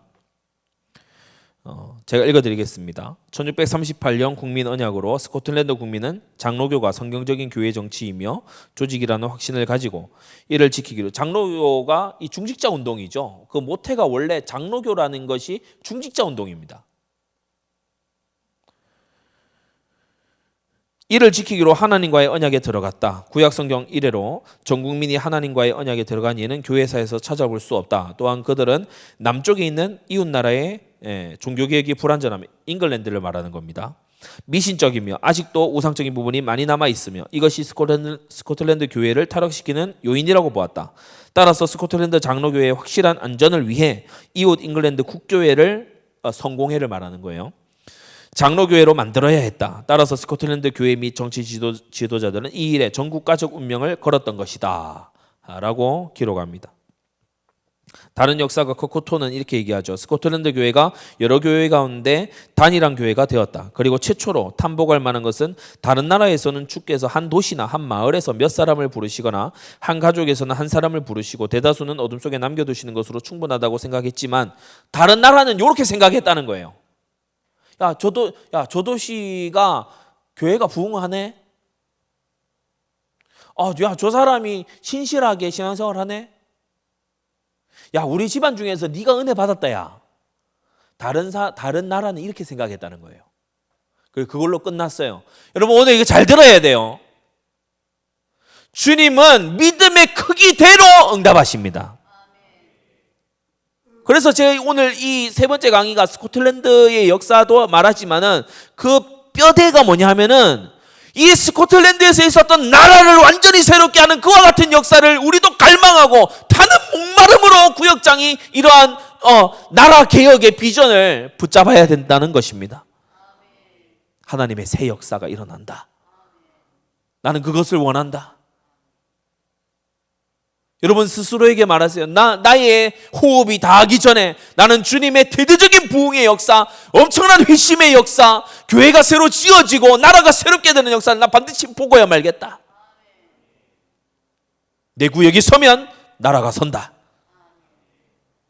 그래서 누구 다른 사람이 안 해도 내가 하고, 그리고 이웃 구역이 같이 할 수 있도록 나는 정말 돕겠다. 오늘 이거 마음에 결단하고 작은 실천으로부터 옮기기 시작하면 주님께서 응답하실 줄 믿습니다. 다른 나라들은 그렇게 생각했어요. 스위스, 제네바가 뭐 신앙생활하기 좋다 하지. 요 정도. 스위스 전체를 새롭게 하겠다 이런 생각은 안 하고, 네덜란드 뭐 어디가 그렇다고 하지. 거기 좋겠네. 거기 목사님이 설교 잘하시나 보네. 이런 생각을 한 게 아니고 스코틀랜드 사람들은 달랐어요. 스코틀랜드에서는 국가 전체를 한 덩어리로 변화시키셨다는 것이다. 왜냐? 이런 믿음이 있었기 때문에. 믿음의 크기 중요합니다. 커크톤이 말합니다. 이제 10년 이내에 교황주의는 스코틀랜드에서 추방될 것이다. 그러니까 이게요, 분명한 그 경각심이 있는 거예요. 이 천주교 성당, 그 교황의 이 수하들, 이런 사람들이 이 땅에 있고서는 우리와 우리 후대들의 영혼의 안전을 기약할 수 없다. 반드시 뿌리 뽑아야 된다. 이걸요 다 가진 거예요. 여러분, 우리가 이 뿌리 뽑는 이 정신, 반드시 저 우상의 정각을 덜어내고야 말리라 하는 이런 정신이요, 우리가 세스코 직원보다는 강해야 돼요. 세스코 직원은 와서 딱 이렇게, 세스코 직원 와가지고 딱 막 눈 부라리면서 얘기하잖아요. 이 벌레는 박멸하기 어렵지만 최선을 다해 보겠습니다. 근데 뭐 세스코 직원만도 못해. 이번 주에 구역 예배를 제가 했잖아요. 그래서 제가 구역장으로서 할 만큼 했다 아닙니까? 그거요, 아닙니다. 그렇지 않아요. 우리가 기도해야 될 포인트들이 구역마다 얼마나 많습니까? 점쟁이 집 앞에 가서요, 신기 다 떨어지게 해달라고 기도해야 돼. 거기가 장사가 안 돼서 문 닫게 해달라고 기도하시기 바랍니다. 서울도 잘 들으세요. 여러분 여리고 기도할 때 그냥 여리고 기도 산책 삼아 나가가지고요. 뭐 공기 좋은 그거요. 여리고 기도하는 거 아니에요. 가서 포인트마다 기도하셔야 돼. 맞습니까? 자, 스코틀랜드에서 개혁신앙을 고백하지 않는 사람은 그 안에서 단 10명도 발견하지 못할 것이다. 공동체 안의 비율로 볼 때 그렇다. 보라, 한 나라가 단 하루에 태어났도다. 이게 1638년 국민 언약에서 이게 국민 언약 때의 다른 또 분들의 기록을 보면요. 거기 모인 수천 명의 그 그레이 프라이어스 교회 마당에 모인 수천 명의 이 성도들이요. 뭐 다 울고 있는 거예요. 다 울고 있는 거예요. 이 그림상에는 우는 장면이 잘 안 나오지만 기록에는요. 너 나올 것 없이 다 울었다고 했어요. 하나님 앞에 우리 국민 전체가 이렇게 하나님과 신실한 언약, 하나님의 말씀대로 하기로 거기에 쫙 명문으로 적어놓은 그 아래다가요. 자기 이름을 다 적어놓는 거예요. 눈물을 흘리면서. 그러면서 곳곳에서 기도하지. 나라를 새롭게 해달라고 기도하지. 하나님 우리를 저 찰스 왕과 로마 가톨릭의 저 마수로부터 우리를 지켜주옵소서 기도하지. 나라가 새롭게 안 되겠습니까? 이러한 일이 이 시대에 우리를 통하여 우리 구역장들을 통하여 일어나야 될 줄 믿습니다. 1638년은 그냥 다른 하루아침에 생긴 일이 아니다. 아까 말씀드렸어요. 얼바인의 이 여구역장, 그죠?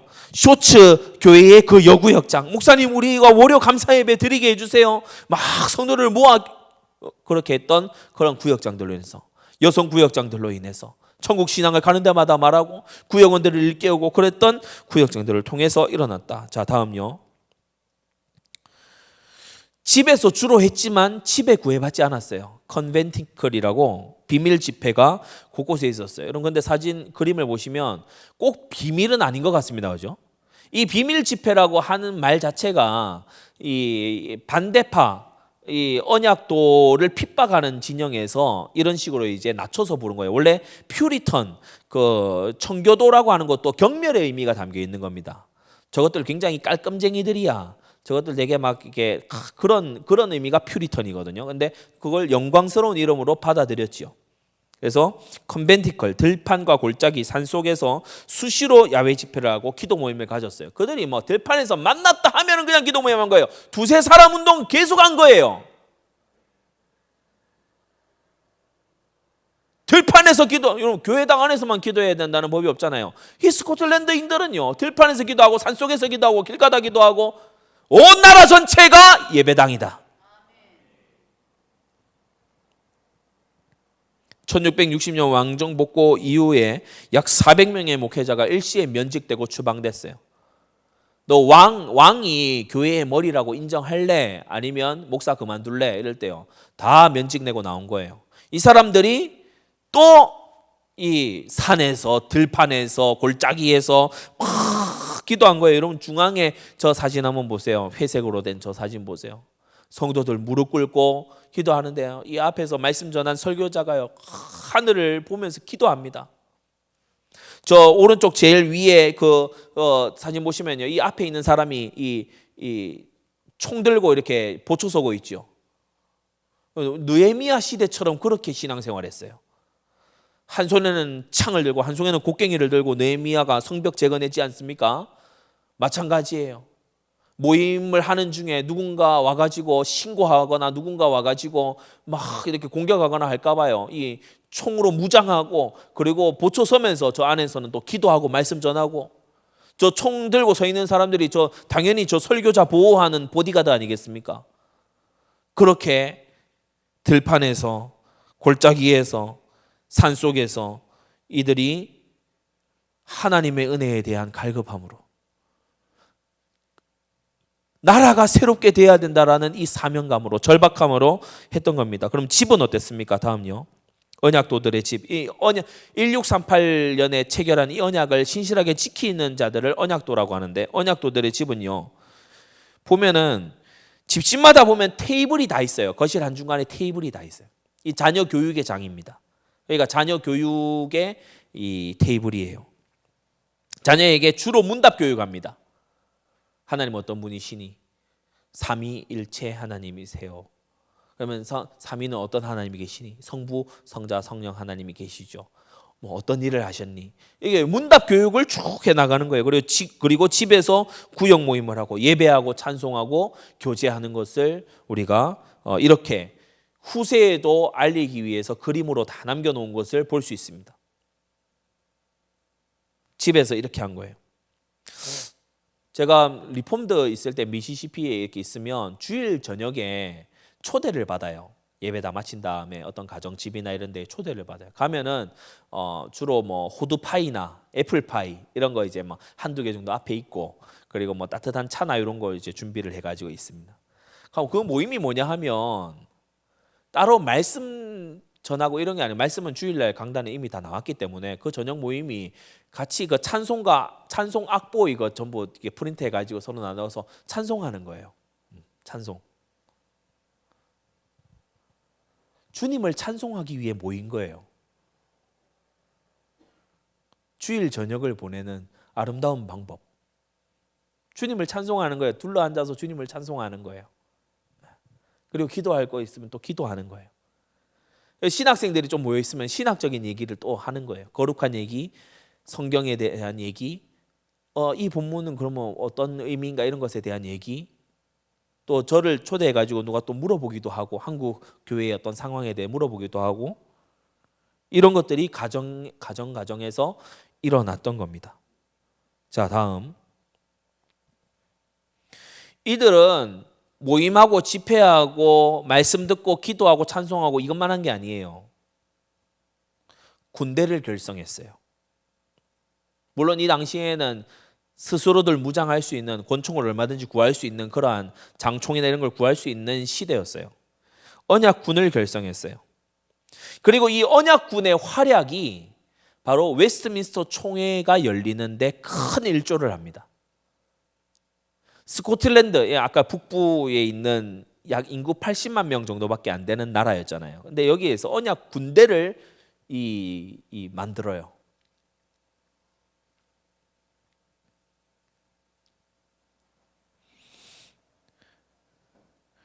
왜 이 PPT를 제가 집어넣어 놨는지는 여러분이 한번 깊이 묵상을 해보십시오. 윌리엄 딕 그리고 또 다른 상인들, 여러 이름들이 있습니다만 대표적인 사람만 하나 언급했습니다. 윌리엄 딕이라고 하는 이 사람이 에딘버러의 거상이에요. 산업인이죠. 거상입니다. 윌리엄 딕. 이 당시 아주 이름난 사람입니다. 이 사람이 다른 상인들과 함께 군 자금을 엄청나게 지원을 해요. 뭐에 대한 확신으로? 언약에 대한 이 확신, 국민 언약에 대한 확신으로 지원을 해요. 그리고 이 아주 전략가인 레슬리 장군이 이 언약군을 이제 지휘합니다. 이 언약군이 여기 오른쪽에 지도가 잘 안 보이시겠지만 벌윅이라고 하는 거기에서 이제 진군해서 잉글랜드로 내려가요. 이게 이제 주교 전쟁이라고 하는 건데, 비숍스 워, 주교 전쟁이라고 하는 건데, 왜 주교 전쟁이냐면 아까 그 공동 기도서 그거 가지고 주교가 그거 사람 보내 가지고 우리한테 종교적인 그거 행위를 강요했잖아. 그거에 반대해서 일어나는 게 주교 전쟁이거든요. 그거 가지고 전쟁까지 합니까? 여러분, 구약의 모든 전쟁이 종교 전쟁입니다. 가나안 들어가 가지고 평화롭게 같이 살면 되지 왜 거민들 쫓아내고 우상을 다 찍어내버리고 불태우고 왜 그렇게 합니까? 그 저주 재앙을 몰고 올 거라서 그래요. 스코틀랜드인들도 똑같은 생각이었어요. 저 잉글랜드에 덜 개혁된, 우리가 성공회는 헨리 8세 그 국왕이 교회의 머리라고 하잖아요. 그러니까 이 로마 가톨릭은 이 교황이 교회의 머리라 그러고, 거기서 조금 바뀌었을 뿐이에요. 국왕이 교회의 머리다 이렇게 하거든. 근데 그리스도가 교회의 머리고 그리스도가 교회의 머리뿐만이 아니라 국가의 머리다. 이게 스코틀랜드 이 언약의 신앙인데, 그래서 우리가 군대로 같이 내려가서 저 나라의 교회를 개혁해야 된다. 그게 주교 전쟁이고 이어지는 잉글랜드 내전의 이 이 스코틀랜드 언약군 (Covenanters Army) 이 언약 군대가 이제 참전을 하게 되는 겁니다. 여러분, 이들은 목숨 내놓고 이 신앙의 사수를 정말 목숨 내놓고 원했어요. 제대로 된 교회가 남아있지 않으면, 성경을 왜곡하는 무리들을 제거해 두지 않으면,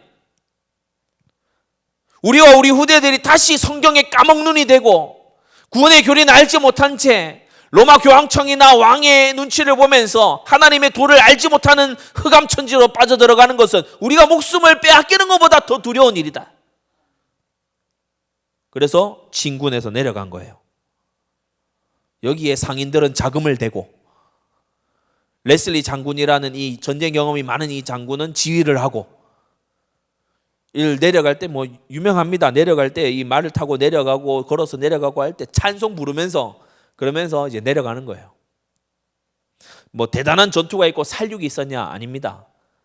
이 대치를 이제 하려고 뉴번이라는 이 지역이 보통 이제 전쟁이 많이 벌어지는 지역이에요. 그런데 여기에 며칠까지 오겠지라고 이 잉글랜드 군대도 이제 기다리고, 온다는 소식 듣고 기다리고 있었어요. 그런데 거기를 살짝 우회해서 뉴캐슬을 갑자기 점령을 딱 해버려요. 뉴번을 살짝 우회해가지고 뉴캐슬을 갑자기 거기를 칠 거라고는 생각을 못했지. 저 북쪽의 조무래기 같은 스코틀랜드 애들이 이걸 대차게 이걸 점령하리라고는 예상을 못한 거였는데, 갑자기 점령을 해가지고 기습적으로 차지를 한 겁니다. 그리고 여기에서 이제 협상에 들어가요. 너희들 우리 더 내려갈까? 아니면 배상금을 좀 내놓을래? 이렇게 된 거예요. 근데 이때 이제 받은 배상금이 약 500만 파운드인데 스코틀랜드의 15년치 세수의 2배입니다. 엄청나게 많은 전쟁 배상금을 이 스코틀랜드가 받게 되고, 그리고 이때의 스코틀랜드가 굉장히 국력이 많이 세지게 돼요. 스코틀랜드가 우세했죠. 왜냐하면 당시에 이제 뭐 잉글랜드도 이제 의회파, 왕당파 이렇게 나눠가지고 있었고, 의회가 좀 비협조적이고, 그러니까 왕이 군대도 모집하기 어렵고 돈도 꺼내다 쓰기 어렵고 이런 상황이었어요. 근데 이때 스코틀랜드가 내려가서 이제 뉴캐슬 이런 지역을 점령하면서 이 잉글랜드를 압박을 한 겁니다. 그야말로 잉글랜드를 압박을 해서 열린 총회가 웨스트민스터 총회예요. 거기서 나온 신앙 고백이 웨스트민스터 신앙 고백서 대소요리 문답. 자, 그러니까 이 언약군의 역할이 굉장히 컸던 거죠.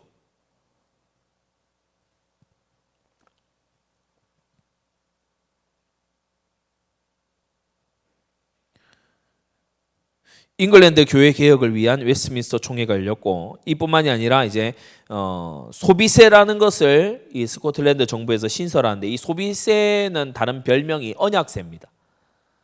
그래서 어떤 걸 시장에서 살 때마다 약 한 3%에서 5% 정도 더 이렇게 소비세를 내는 거예요. 더 내서 내는데 이 스코틀랜드 성도들이 기쁜 마음으로 이 세금을 내. 왜냐? 이 세금은 언약군을 위해서 거의 사용이 되고, 교회를 위해서도 또 사용이 되고, 이렇게 하니까 기쁜 마음으로 그렇게 또 하는 거예요.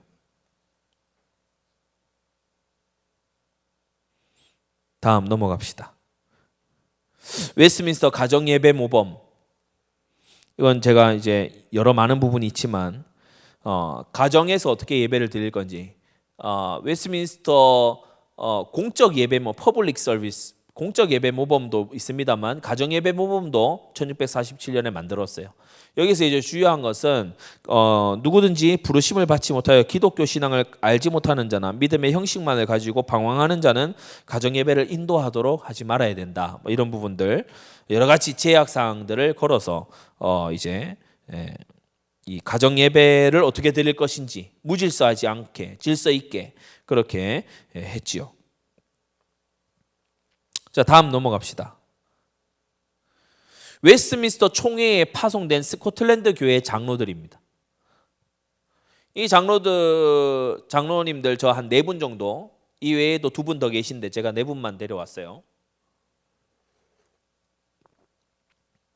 굉장히 주요한 역할을 하신 분들이에요. 첫 번째는 존 캠벨.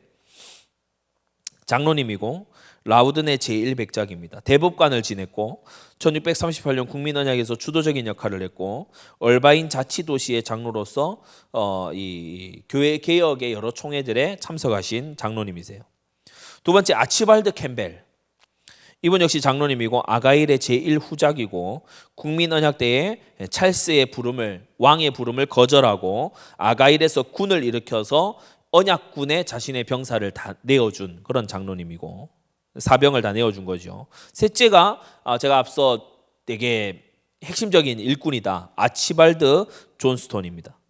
이 아치발드 존스톤은 다른 별칭으로 와리스톤 경이라고도 하는데, 와리스톤 경, 스코틀랜드 교회의 법적 대리인을 맡았고 판사 출신이고 알렉산더 핸더슨 목사님을 도와서 국민 언약을 작성했고 로버트 베일리 목사님은 그를 일컬어 우리 교회와 국가가 어려운 시기에 있었던 가장 신실하고 부지런하며 능력 있는 일꾼들 중에 하나라고 평가했어요. 이 아치발드 존스톤이 런던까지 같이 따라가서 그래도 잉글랜드 사람들이 야 그래도 우리나라인데 말이지 저렇게 쳐들어와 가지고 교회 개혁을 한다고 하는데 이거 뭐 어디까지 우리가 반응을 하고 호응을 해줘야 되는 거야 라는 미온적인 생각에 이제 사무엘 러더포드 목사님이 법과 국왕이라는 이 책을 오래전부터 준비를 했던 것을 출간을 망설이고 있었어요. 왜냐하면 이 책은 그리스도가 교회의 머리이기 때문에 왕이 언약을 어겼을 시에는 왕에게 저항해야 된다, 왕에게 무력 저항도 가능하다, 이런 것들이 이제 정리되어 있는 책이거든요. 그걸 이제 출간을 망설이고 있을 때 이 와리스톤, 아치발드 존스톤 이 장로님이 런던에서 그 출간을 자기가 이제 도맡아서 해버리죠. 그러니까 격려하면서 출간합니다. 그래서 이 책이 또 한 권 당시 웨스트민스터 총회 참가자들에게 다 돌려서 봐지면서 그래 말이야, 맞아, 우리가 그런 신앙을 지켜야지, 이렇게 해서 미온적이었던 사람들이 확신을 가지고 더 임하게 되고 그런 효과를 낳기도 했지요. 이 내부는 전부 런던에 같이 참여했던 분들이에요. 근데 그 회의에는 들어가지 못했는데 회의장 안팎에서 아주 부지런하게 움직이면서 이 교회 개혁이 될 수 있도록 동력한 분들이죠. 그러니까 기존의 교회사를 보게 되면 이런 장로님들의 이름은 거의 안 나올 겁니다. 아마 교회사 책을 찾아보셔도 잘 안 나올 건데, 제가 여러분에게 이렇게 말씀드리는 이유가 뭐냐, 이런 중직자, 중간 지도자, 현장 지도자, 아까 여성 구역장, 또 남성 우리 이 장로님들, 이런 분들의 헌신적인 수고와 노력과 그리고 희생과 이런 것들이 있었기 때문에 우리가 받아든 그 신앙 고백서, 소요리 문답, 이런 소중한 역사적인 결과물들이 우리에게 오게 된 거다. 여러분, 우리도 후세대에게 이러한 발자취를 남겨야 될 줄 믿습니다. 그랬어요. 교회를 새롭게 해 나가고 나라를 새롭게 해 나가는 일이에요. 정말 혼신의 힘을 다해서 여러분이 동역하셔야 돼요. 자, 존 마일랜드, 이분은 이제 라우더데일의 제1공작이고 이분 역시 장로님이고 나중에 국무장관을 지내기도 하죠. 이분도 아주 동력을 하면서, 그러니까 그 목사님들이 이제 런던에 가서 지내야 되기 때문에 그것도 한두 달이 아니고 여러 해를 지내야 되기 때문에 집을 구해야 되고 뭐 먹고 입을 것을 구해야 되고 그리고 회의에 그 집중할 수 있기 위해서 여러 하인들도 구해서 또 해야 되고, 그러니까 이런 분들이 전부 다 뒤에서 이걸 이제 다 된 겁니다. 거기 참석한 목사님들이 7분, 그리고 같이 함께한 장로님들이 6분 정도 이렇게 봐진, 이 장로님들이 전부 다 그런 런던에 체류하는 동안 또 중요한 사람을 만날 때에 이런 부분들을 다 서포트를 한 거예요. 그래서 회의가 순조롭게 진행이 되고 신앙 고백서도 나오고 또 이런 이제 여러 회담들이 진행이 됐던 겁니다. 자, 다음 마지막 결론. 구역장은 은혜의 통로입니다. 목회자도 그러하지만 구역장은 은혜의 통로예요. 은혜의 통로다, 이 말을 여러분이 한번 곱씹어 보세요. 내게 은혜가 와야 넘어가요. 내가 은혜를 먼저 받아야 이게 전달이 되는 거예요. 그리고 내게 은혜가 와서 마지막으로 머물고 끝나면 안 돼. 왜냐? 통로니까. 반드시 전달이 돼야 돼요.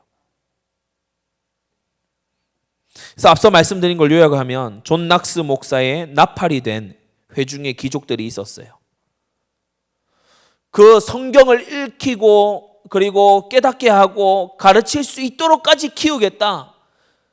웬만한 대학들보다 우리가 더욱더 이 아이들 하나하나를 정말 이 심혈을 기울여 키우겠다. 그런 교구학교 담당자들이 바로 이 구역장의 역할을 감당한 겁니다. 어린이 구역의 역할을 감당한 거예요. 데이비드 딕슨 목사님을 도와서 월요 모임의 부흥을 이룬 로버트 랜드 여사와 안나 여사가 있었어요. 존 리빙스턴 목사의 설교에 회중과 함께 월요 감사 예배를 요청하는 것으로 화답한 컬로스 여사가 있었어요. 여러분, 받은 은혜에 화답하시기 바랍니다. 훈련과 교육과 은혜와 이런 것에요. 여러분이 화답하셔야 돼요. 오늘 들은 이 내용을요, 구역원들에게도 알리고 우리 같이 정말 하나님 앞에 타는 목마름으로 하나님이 이전에 없었던 역사로 그대의 삶에 역사하실 것이다. 이전에 없었던 정복의 역사가 우리 구역에서 일어날 줄로 나는 믿는다. 나 스스로도 이런 믿음을 강하게 하기 위하여서 연단한다. 구역원 당신도 정말 믿음으로 같이 함께 나아가자. 이런 것을 하는 게 바로 중요한 역할이죠. 스코틀랜드 각 지역교회와 교구를 헌신적으로 섬긴 여성 구역장들이 있었어요. 천주교 의식에 반대해서 종교개혁의 도화선을 당긴 제니 게데스 이 성도가 있었어요. 국민 언약문의 작성을 도운 아치발드 존스톤 장로님이 계셨어요. 자기가 가진 전문성을 가지고서 비밀 집회로 가정 모임으로 신앙을 지키고 전수한 무명의 구역장들이 많이 있었어요. 그분들이 어느 순간이 되면은 그 구역 출신에서 너무 혜성 같은 그런 목회자가 탁탁 나옵니다.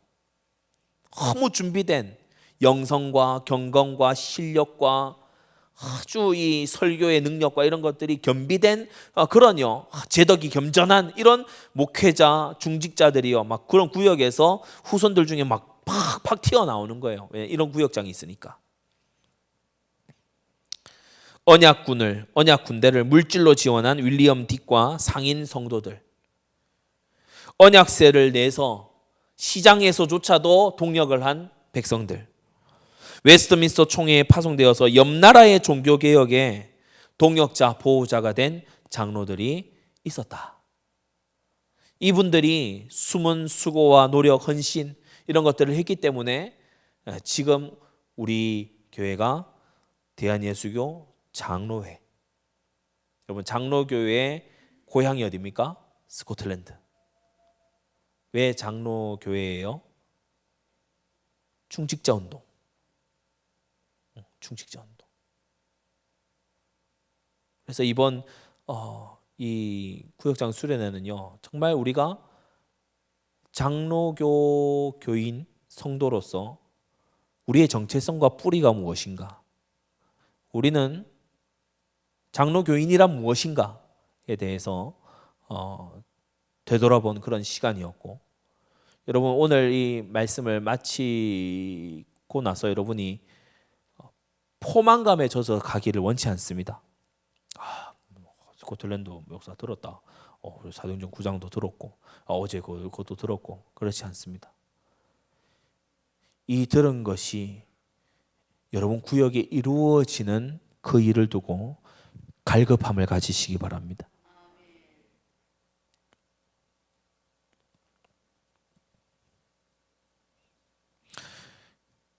이 시간 우리 함께 한번 기도하겠습니다.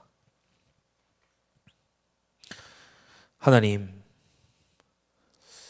같은 성경 가지고 한평생 살면서 같은 신앙생활하는 성도인데 이 16, 17세기의 스코틀랜드 성도들은 나라를 통째로 새롭게 하고 그것도 지나서 이웃 나라의 교회까지 개혁하겠노라고 이렇게 발벗고 나서서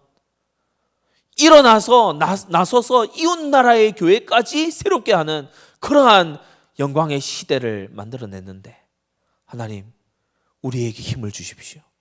우리에게 은혜를 주시고 우리에게 정말 하나님의 새로운 역사가 일어나서 우리 구역들이 서고 우리 지역들이 서고 나라가 서고 나라의 교회가 새롭게 되고 우리 이웃나라 중국, 일본의, 북한의 교회들이 새롭게 서는 그러한 일에 우리를 사용해 달라고 하나님 우리를 새롭게 하여 주시옵소서. 이 시간 다 같이 기도하겠습니다.